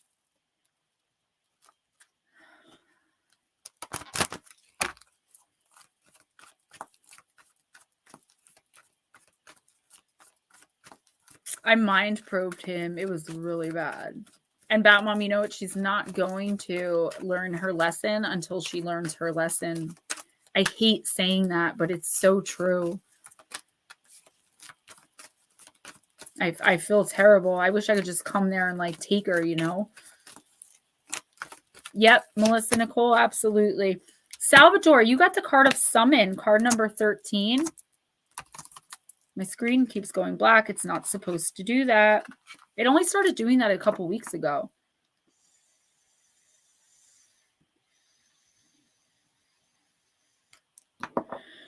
Salvador, when you choose this card, it is a symbol to create a ritual and to connect with your spirituality. Get in touch with your own inner magic with a K before you make a move forward. How do you communicate with your powers or with me, your goddess? Now is the time to pray, to meditate, to acknowledge the sacred in every experience. Don't take your next step lightly. You have the power to summon your spirit, summon your courage, and summon even me. You are inquiring about something important. Breathe and wait for a sign before you act. Salvador, I don't know if you're religious, but I would say just pray for guidance with whatever this is. I feel like whether you know it or not, whether it's happening or not, something is about to change drastically in your life. And I feel like it could be a very confusing time. There could be sickness in a family member. I'm seeing someone in a hospital bed. That doesn't mean that's definitely going to happen. That could just be how they're showing me that someone is going to be ill. It doesn't mean someone's definitely going to be hospitalized. It's just showing me illness, like spiritual illness. And I know that's not your energy. So what you need to do now is pray, if that's what you do, meditate, reach out to your God, goddess, I don't know, your whatever you believe in, honey, and get guidance from there, okay? Bye, Miss Lara. Tell Dave I said hi. So I feel like the guidance that you're going to receive is going to make a major difference in whatever this is, in guiding you and getting you through it. I know that's kind of a short message, but it's kind of straight into the point. Reach out to your team, reach out to your God or whoever. I say God because I believe in Jesus. I know that's not for everyone, and it's so uncomfortable because I don't know what's going on with everybody. Yeah, she sure did. We both did, because I did readings for her and her daughter. And her daughter didn't want anything to do with my reading because I knew it immediately. Oh my goodness, Vera Ray, seriously. And the Canadian wildfires, the smoke is coming back to New York, which means it's coming back to northern New Jersey. I couldn't breathe. I think that's what made me sick last week. Who's next? We got to get cracking on these. I got to stop Diesel talking Girl. so much. Who? Yeah. Diesel Girl. Diesel Girl? Yeah. Diesel Girl, I'm going to use the Oracle of the Mermaids. And we have to make sure to read for KC at the end.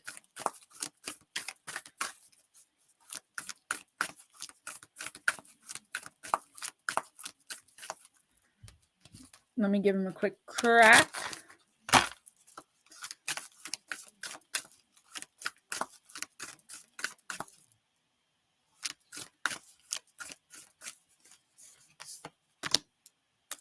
Imrama. No, Louisa, not at all. It's never really too late to be added. I like people to get here by 10:30 Eastern, so you're good. Don't worry. Card number 45, Imrama, Wonder Voyage, Crossing Deep Waters, Pilgrimage, Journey of the Soul. You got it in the upright position. No, she did not. You may have heard in the great legends and the stories of the Celtic people this word, Imrama, and of the many islands and seas that must be crossed, of the ninth wave, and of the places that you can journey to. We come to sing to you of your own soul voyage that must take place now, and urge you to take our hands and swim. Swim with us, sail next to us, paddle alongside us, and we shall show you the way to navigate the great currents and to traverse the world of the air and the world of the water. Divination, there will soon be a great voyage for you where you travel over water to come to a place that your soul has longed to journey to. Diesel Girl, there will be so much that is wonderful for you to explore and to come to know, but you will be called on. You will not stay in these places, for they are not home, but they are places your soul must taste to know more of the experiences of life. The Imrama, or the pilgrimage over water, is one that is watched over by the mermaids and one that we all must take during our lifetime. You are now being asked to prepare, to save, plan your travel, purchase your tickets, and have your passport ready. You can plan all you like because the trip will ultimately be taking you. Be ready. This will be a wonderful voyage, and you will always be glad you listened and made your pilgrimage of the soul. Say yes, for now is the time to voyage forth and return only when your Imrama, your soul journey, is complete. Now, Diesel Girl, this is oddly specific, but you could be taking a journey over water. You could be going on a cruise. You could be traveling to a distant land with a boat. But I feel like this soul journey is, in tarot and oracle, water is emotion. You're going through a very emotional time. If you're not, you very soon will be, where everything is tumultuous and turbulent, like high tide. I think it's high tide. Anyway, everything is just possibly going to be overwhelming you. Like, you don't know what to do. It's either you've been in this situation before, and you're like, how did this happen? Or you've never been in a situation like this before and you don't know what to do. A lot of emotions, a breaking up of something or coming together. And I know that sounds weird, but it's like, whatever it is, it's going to be so incredibly emotional that it's going to change something in you for the better, to make you stronger, to make you more passionate about someone or something. Now, if you have no idea what I'm talking about, you will in the next week or two. I'm trying to pull in like a specific message because this is all very like whatever. Go with the flow of your emotions. Don't pretend like you're not angry if you're angry.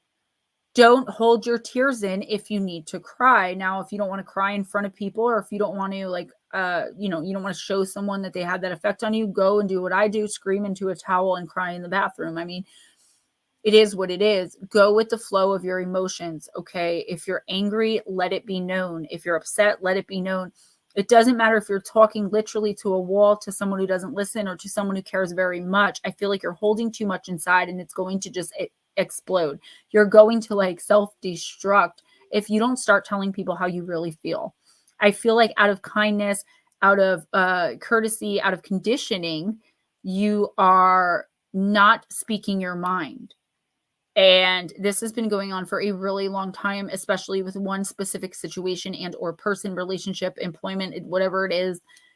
It's time for you to speak up. It's time for you to let loose who you really are and stop trying to be polite. That doesn't mean don't be polite. It means don't be quiet out of politeness or out of some sort of conformity or conditioned obligation. How many more people do we have?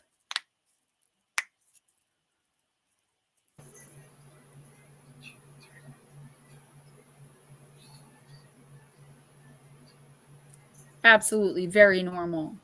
14. But you got to figure some of these people are probably still are gone already. Okay. Hi, Sam. Who's next? Eris. All right, Eris. Let's look at human Eris spirit. is next. Eris is next. A lot of people consider this to be witchcraft. I've been accused of necromancy. It's ridiculous.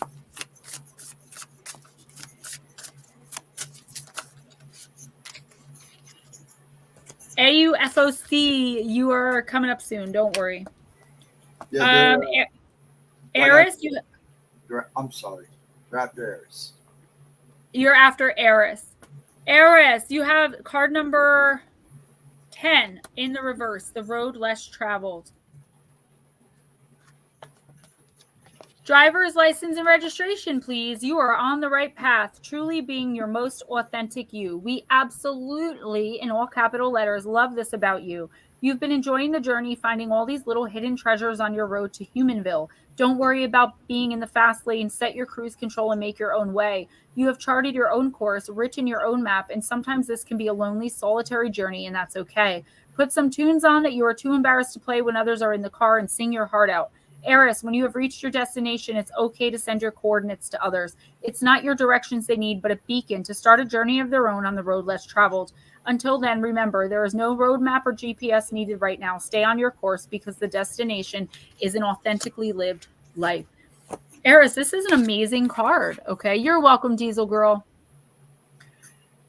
This is an amazing card. This is telling you that whatever you're doing right now, even if it's not something that like you're physically doing, something that you're thinking, learning, there's something inside of you that's changing for the better, and you're on this spiritual journey, whether you know it or not. The universe is saying, are you going to use this newfound knowledge, this newfound elevation to help others? Because that is definitely what you're being called to do right now. There is someone in your orbit, I don't know who it is, someone in your orbit needs help. And they're going to be looking to you because they see something in you that you may not even see in yourself. So in the next week or two, be careful not to turn anyone away who's looking for help, and understand that you really are on your spiritual path. Stop worrying about every little decision. Stop double checking every little thing. Go with the flow. Like I told Diesel Girl, go with the flow of your emotions, go with the flow of your life. Do not let anyone interfere. Do not let anyone distract you. Oh, Hilton, thank you so much. I appreciate that, but I'm sure we can do it because there are many people who are not here. Yeah. Okay. Then AUFOC. Got it. Let's use Della and await for you. Divine is next. Okay.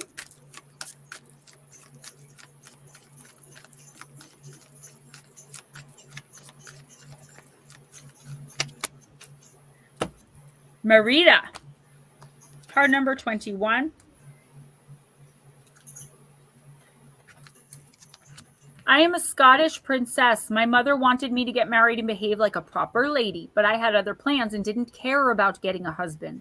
I love practicing archery or swordplay, riding my horse through the Highlands. I love my freedom. A wicked witch transformed my mother into a bear for a long time. But oddly, this whole adventure helped us understand each other much more. Whatever it is they want you to be, you don't have to live according to their plans and rules, even though they mean well. Your freedom has to speak first. You are who you are, and that's absolutely okay. Don't try to fit it in. Don't deny yourself. It can do no good. This is a recurring theme in this week over and over again. The path won't always be easy, but it's the only one that can lead you to serenity. Trust my word and do not try to conform to the wishes of others. Be your own and only ruler. So, oh fuck, I don't like saying it. I feel like you're being asked to, or someone's trying to, either someone is asking you flat out or trying to compel you, manipulate you into doing something that you don't want to do. Okay. They're not respecting your boundaries. I feel like if you were to go along with what this person, sure, Sam, you're going to be last because we go on oh, wait, actually, if you're new, you can be bumped up a little bit. Mm-hmm. Everyone who comes in gets a reading. I feel like if you go along with this program of like conforming to who or what this person or these people want you to be, like say it's a job and they tell you have to cover up your tattoos and take your piercings out. Is it really worth not being able to be authentically you? And you may say, well, Gemma, like if that's the only job I can get, I need money. And that's great. But if you stand firm in yourself and don't conform, a better job will come along where you're able to be yourself. That's the same in relationships, romantic or otherwise. I feel like in the next week or two, someone is going to try to, I feel like they're like dressing you up. Like I keep seeing someone like forcing a suit and tie on you. That's kind of how I'm seeing this. Don't conform. Be truly and authentically yourself, because you're going to help many people along the way without even realizing it. They're going to look up to you and follow your lead. Who's next? Divine. Divine. Divine Empathic. I'm going to use the Seasons of the Witch. John Music, if you're still here, please let us know. Guys, I'm only going to say your name once. And if you don't answer, we have to move on because I like to end by 11. Chris Jarvis, he's been just coming in to say hi. Yeah, just checking in now, everybody. Yeah, Sam, definitely welcome. I'm sorry if I was a little off, but I had a troll tonight. So I was I get nervous. So don't mind me. I'm usually much more friendly.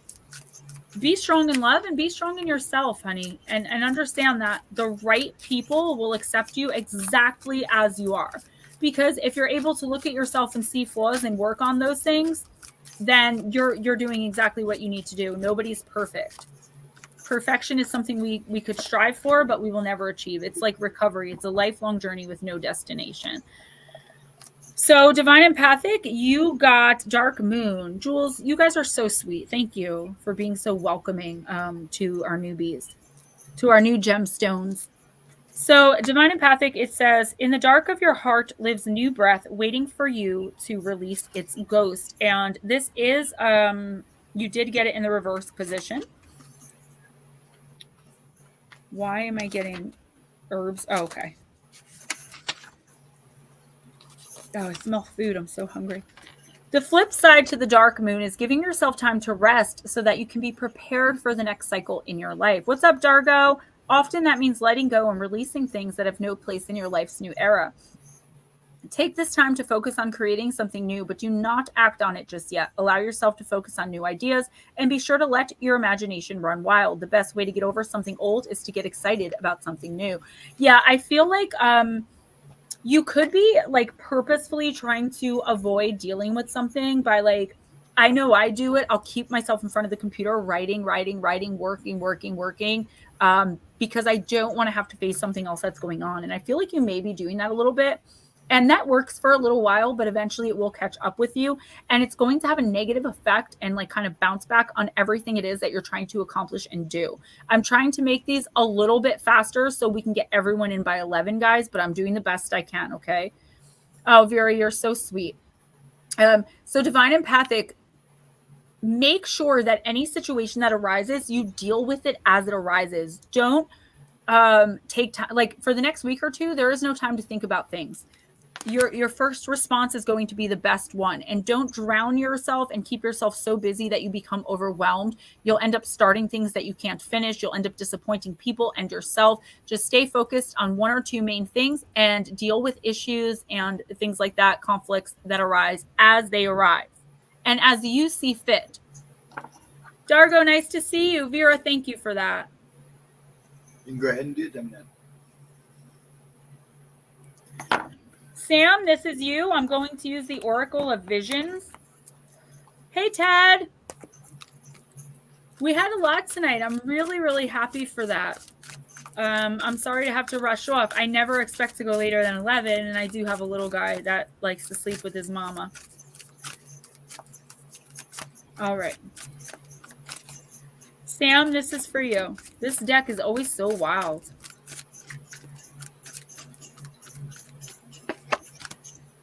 Card number 22.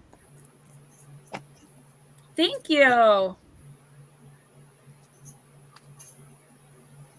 Reflections, looking back, again, another theme, hindsight. A moral being is one who is capable of reflecting on his past actions and their motives, of approving of some and disapproving of others. Charles Darwin. Successes, failures, mistakes, and regrets all belong in the past and cannot be changed. Some things should not be dwelt upon and we should move on, but both the good and bad have value and have contributed to what we are now and offer lessons to be learned for future decisions. The distance of time adds context and perspective to a nostalgic review of past events. In this scene, a man views a selection of images from his past. A retro-styled projector is loaded with images of other cards from this deck. As his expression is neutral, it's unclear whether these projected images are evoking fond memories or painful regrets. Probably, like any album or catalog from the past, it will be a mixture of both. Do not dwell in the past, Sam. There may also be a tendency to overlook details and remember with emotional bias rather than accuracy. Yeah, something's going to be coming up for you. I don't know if like you're bringing it up, like if it's something for self that you're like feeling guilty or shameful about. I feel more like it's another energy coming in and trying to hold you accountable for something you may have done or said that either hurt them or that they didn't really like or agree with. Maybe an opinion they didn't subscribe to or something like that. And I feel like the universe is reminding you that accepting that you may have been in the wrong is perfectly okay. It doesn't mean you're bad. It doesn't mean you're shameful. It just means that you're mature enough to learn and grow from things that you did that you may regret. And you only have to say you're sorry once. You don't owe anyone closure. We should only be apologizing for the same thing one time, because after the first time, it's no longer a mistake. And then we are actively doing something that we know we're going to end up having to apologize for, which means it's affecting someone else in a negative way. In the next week or two, Sam, I want you to really try to see someone else's point of view when they come to you and try to hold you accountable for something. Don't immediately go on the defensive. Remember, how you respond, and we should always be responding with love and kindness and consideration. It doesn't matter how the other person is coming at you or what they're saying to you, okay? It's how you respond that's going to go on your soul list, so to speak. Yeah, it's been a while. I do have to get the baby to bed. You guys are so welcome. Pisces overseas too, and I'm an Aries rising. I'm sorry, who's next? Vera? Vera, I'm going to use Wild Woman. And, and that's okay to be like, I was wrong. It gets hard when you're apologizing for things that you've done wrong to somebody who never apologizes for anything and who blames you and other people for every single thing they do wrong. That's when apologizing becomes a challenge, but you still have to do it. We still have to hold ourselves accountable. I have someone in my life that if I go to them and say, I'm really sorry that, I said that, they will say, well, you should be sorry, and list all the reasons. Even though they purposefully provoked me to the point where I did something that I need to say sorry. All right, Miss Vera. Bronwyn of the Starlit Ostara. I did put in a shift, guys, so remember, if you can donate, I've been doing this 3.5 hours. I really do appreciate it. I know not everyone can, and I really get that. PayPal, Cash App. Super sticker, super chats, PayPal, Cash App are a little better because YouTube doesn't take 49% and I get all of it right away. Vera, who or what do you need to let go of at this time in order to make way for a new beginning in your life? Bronwyn and Ostara, the spring equinox, reminds you that after every death, literal or metaphorical, there is always a new beginning. Although it can be challenging to move on from negative people or situations, it's necessary and healthy to do so. Love yourself enough to walk away from anyone or anything that is not serving your highest good, and trust that fresh growth, mental, emotional, physical, and spiritual, awaits you in this new cycle.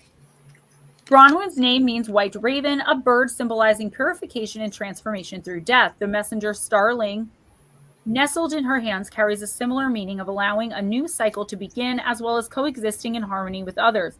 Bronwyn, depicted under a starry night on the eve of Ostara, the spring equinox, which celebrates new life, fertility, and the end of the cold, harsh winter, chants a blessing for all women, particularly those who have been mistreated. She offers the hope of a new beginning, freedom, and the sovereignty that may have long been denied. Vera, good night, whoever is saying good night. Slow motion, I'm sorry I didn't have time to squeeze you in. There's always next week, though. Oh my God, Ted, thank you. Thank you so much. Vera, what this card is saying is it's okay to let go. Ted, really, everyone else, I appreciate you guys so much. Vera, it's okay to let go. You do not have to feel guilty because you have to release someone else because of their toxicity and the effect they're having on you. I feel like you've done everything you can for this person to save this relationship. I feel like the other person just isn't cooperating. And when someone shows you how they feel, believe them. Okay? When someone shows you how they feel, believe them. If someone is constantly being inconsiderate, constantly disappointing you, who thinks it's funny when you're upset and angry, who says they're sorry for the same thing over and over again, or doesn't apologize or explain themselves at all, there's nothing else you can do except accept defeat. Accept defeat. There's a situation and or relationship in your life that you need to move on from, or a person, and I feel like they try to make you feel guilty, like you're the one that's wrong, you're giving up on them, you're walking away from them, you're disloyal. The fact of the matter is they are disloyal. They are manipulative. They are toxic. They are chaotic. They are narcissistic. You need to get away from them as quickly as possible and stay away from them, and don't think another minute about it. You don't owe anyone closure, especially someone that caused you so much hurt and pain. Good night, everybody. Everybody that's saying good night. Who's next? Actually, Slow Motion was next, but I don't know if they just went ahead and left. Slow Motion, if you're still here, let us know. We can read you quick. Yep. And if not, we'll go ahead and do Hilton. All right. How many more?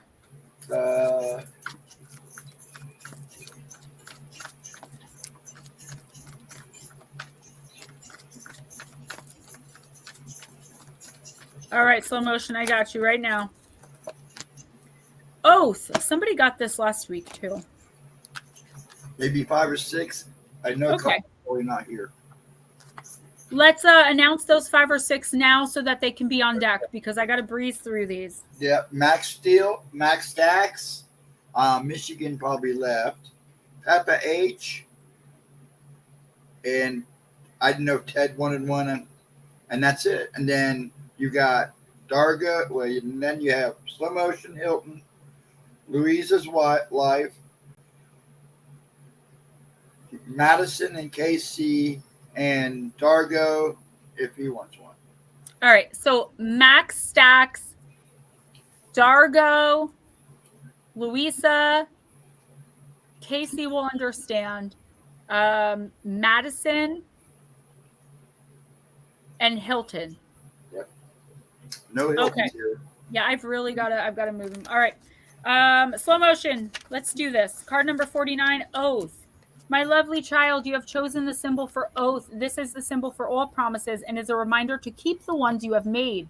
An oath is never made lightly nor in jest. Promises are meant to be honored. When you choose this symbol, perhaps it's time to look at how you have made your promises. Have you crossed your fingers behind your back, thinking you have relinquished the magic that binds you to your oath? Has anyone broken his or her promise to you? Let that person go. Don't hold on if someone refuses to be honorable. You don't want this person in your life. For now, the most important promise you can make is to yourself. Promise to be kind, loving, honorable, and good. Do no harm. To belong to me, you must keep that promise. Yeah, I'm getting there. I'm getting there. Yeah, yes, that's why I'm trying to make sure everybody's here. Okay. Slow Motion. So what this is saying is, if it's the same thing I just said to Vera. Like, if somebody is constantly disappointing you and constantly breaking promises, it's time for us to move on. And I think the reason we all keep getting these same messages is because we need this extra push as light workers. We see the good in people. We don't want to admit that there are people out there that simply do not care about us because we care so hard and we love so deeply, or care so deeply and love so hard. there is someone in your life who's being disloyal, who's being dishonest, and the universe wants you to make sure that you're not going to try to do a tit for tat with them and start behaving that way towards them yourself, because two wrongs do not make a right. And I know that sounds cliche, but it is absolutely true. In the spiritual universe around us, you cannot behave that way. You will continue at a low frequency if you do. I feel like this person is dragging you down. It could be as simple as a boss promising a raise and then you don't get it. It doesn't have to be about your love life and or anything like that, okay? But there is someone here with a manipulative vibe and energy who you, for whatever reason, want to keep giving chance after chance. Now, if there's no one that you can think of, it may be you. You may be behaving this way unknowingly, and the universe wants you to look at it. Either way, make sure promises are being kept, both by you and by the people in your life, everyone. And if not, it's time to walk away. That's a serious message that's come up a few times tonight. Hilton, I'm going to use the higher self oracle.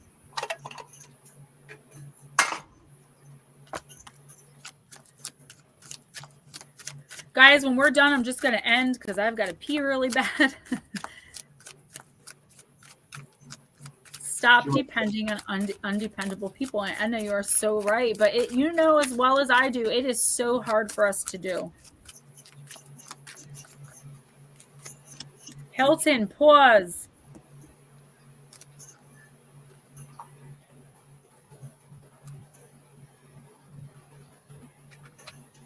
Sometimes the most important thing in a whole day is the rest we take between two deep breaths. You are doing too much, and it's time to take a break from your busy schedule. If you've been feeling overwhelmed, tired, or irritable from all of life's demands, then it's time for some downtime. Don't worry, your higher self assures you everything will still get completed, but it's difficult to give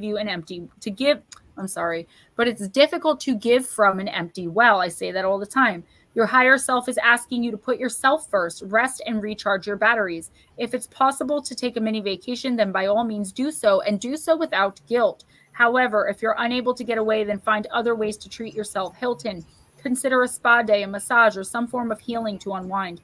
Even a staycation will do you good. Sleep in, read a book, or watch a movie to relax. Take care of your body and mind by giving it a time out. Play healing music that will help clear your energy and remove unwanted debris from your spirit body.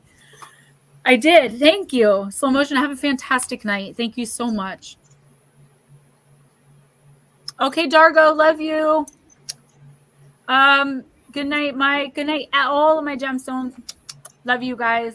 Hilton, you're doing way too much. You have to take a break. And I know a lot of the time we don't even realize that that's what we're doing, but you're becoming spiritually drained as well as physically drained, okay? And you're going to start like missing things or, accidentally breaking a promise because you're so busy and you have so much to do that you forgot you had to pick your girlfriend up from work or whatever. The universe is warning you that if you do not take a step back and take at least a little bit of time off, take 1 hour a day in the morning. That's what I do. My first hour that I'm alone, I do chores. My second hour that I'm alone is for meditation and yoga and manifestation exercises every single day. And on the days like today, when I don't do that, I am drained by 4 o'clock. Don't let everyone put stuff on you. You have enough of your own stuff to do. Don't take on too much just to be a nice person. Like, can you help me move? Oh yeah, sure. Can you also, put gas in the truck? Can I use your truck? You're doing too much for other people. You're also doing a lot for yourself. And the universe is saying, what is more important? You have to focus on yourself without feeling guilty. It's not selfish. Who's next? Okay. I thought there she is. She's next. Louisa's life. Louisa, let's do human spirit. This is a good one. Dargo, it was really good to see you. Thank you for coming in. I tagged you. I was like, should I tag him? I don't know. All right, Miss Louisa. This was great, though. I haven't had this many in so long. You came in a little late, but they come up flying in at once. If you're here by 10:30 Eastern, then I try to get you in. I try to get everyone in, really. I know you do. Third eye blind, Louisa. Third eye blind in the reverse position. It's card number 42. Oh my gosh, I've got to pee really bad. You've got the gift and there's no receipt for returns, but how do you share it? Louisa, you're open to the messages that Spirit has to share, the whispered knowing in your ear. Now is the time to trust the messages. We often ask, but how do I know it's valid and not just my imagination? This is the first thing I said today in this stream. Trust and believe the messages from your spiritual team won't be one-off postcards. If they need to say something, they'll find a way to get it to you in a way that makes sense to you. This is about understanding when we're receiving spiritual messages. Oh, thank you, Hilton. Thank you. Louisa, this is about receiving spiritual messages and understanding that's what they are. And I was talking about this in the beginning of the stream. A lot of people are like, well, how do I know it's not just me thinking? Like, how do I know it's not my thought? Because if you're questioning whether or not it's your own thought, then it probably isn't. How many times a day we have a million thoughts, a billion, trillion thoughts a day? How many times do we stop and say, wait, why did I just think that? It's because your spiritual team, one of your ancestors, a deceased loved one, someone from the spiritual realm is trying to get your attention with something. And the reason they're bringing this card to your attention in the reversed position is because that's happening now. And for the next week or two, they're not going to stop until you get it. Sam, you're so welcome. Everyone, you're so welcome. Thank you so much. It's when you finally do realize what the message is, acknowledge it out loud, thank your spirit team, and then take the advice. Take the direction, Louisa. That's a really important message. Who's next? Madison. Yeah, I'm going to use, let's do House of Night. It's right here. You guys are so welcome. Just starting your day. Wow, I'm about to end mine. Okay, thank you, Sam. I do appreciate that. I hear RJ calling me. All right. Madison, High Priestess of Water, card number 4. Lots of Pisces energy here. Cancer and Scorpio too, but I'm feeling Pisces. Dear one, when my vampire High Priestess of Water visits you, it is to remind you that all things change, like the powerful element she represents. Water is a transforming element that flows in rivers, makes waves in the vast ocean, turns to hard, cold ice, and disperses as hot steam. Water can change into snowflakes, white, fluffy clouds, and rain. Madison, when you draw the symbol of water, it signifies a time when things in your life are changing shape right before your very eyes. Go with the flow, as these changes are powerful signs and wondrous experiences, lessons, and gifts. Even if you don't understand these changes at the moment, you will later. Madison, there is a lot changing in your life, and I feel like your thought process is changing a lot too. And I feel like you don't really understand why certain things are happening, why certain people are behaving in certain ways, why you're thinking these new ideas and all of these new things. And the universe is saying you don't need to know. You just have to go with it. Don't fight it.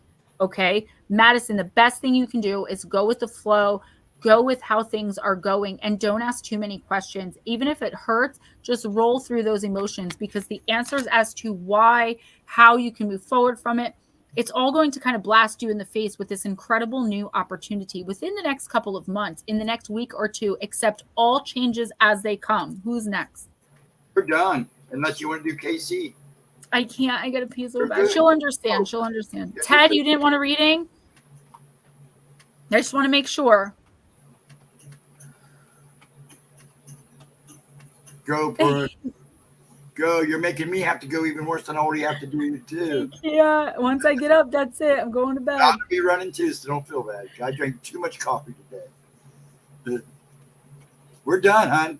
All right, guys. Love you. Check out the description box. Please PayPal, Cash App if you can. Otherwise, guys, thank you so much. It's been a fantastic night. I haven't had this many readings in so long. Thank you. Keep coming back, okay? I'm going to read Ted real quick. Stephen, you don't have to be here if you don't want to. And let's do the Oracle of Visions. Then I am out. Lots of love, guys. Good night. Ted, let's see what we got. Little lady. You know I won't leave you. Card number 29. I immediately think of the devil from tarot, but let's see what the card has to say. Temptation, resisting, and willpower. There is a charm about the forbidden that makes it unspeakably desirable. Mark Twain. What is it about the ingredient called forbidden that whets the appetite? From the innocent indulgence of one more piece of chocolate to more significant forbidden fruits of social behavior, we are often tempted. We indulge even at the risk of our health, our relationship with others, and our general well-being. Our ability to see through the illusion, to weigh the consequences, and resist the temptation is a measure of our personal willpower, character, and strength. To succumb to or resist will be a choice that defines you.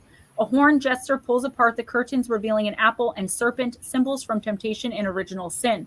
A Salome-styled performance manifests as a vision from a flaming cauldron. As we come to understand our weaknesses and the reasons for them, they lose their power to control us. The devil becomes simply a man in a silly hat. I feel like you are overcoming something. It could be like addiction, or it could be, you know, a toxic relationship or something like that. And there is this temptation in you to go back to it. It could be something like, dude, it could be something as simple as a low-paying job and as serious as an H-word addiction. Whatever it is, in the next week or two, resist this temptation, because if you go back to this person, if you start doing this thing again, if you start behaving in this way, you are going to be set back so far that it's going to feel impossible for you to continue. There is some kind of devilish temptation here that is really appealing to you. It's really looking kind of good. And if you were in kind of your right frame of mind, you would understand that this is bad, but it's kind of like it's overcoming you. If I were you, I'd pay really close attention to not falling back into old relationships, old patterns of behavior, old habits, old addictions, things like that, because the devil is definitely crouching at your door and he is ready to pounce at any moment. Be extra vigilant about, again, people, places, situations, things from your past in the next week or two. I got to go, guys. I can't take it anymore. I love you all. Thank you so much. Good night.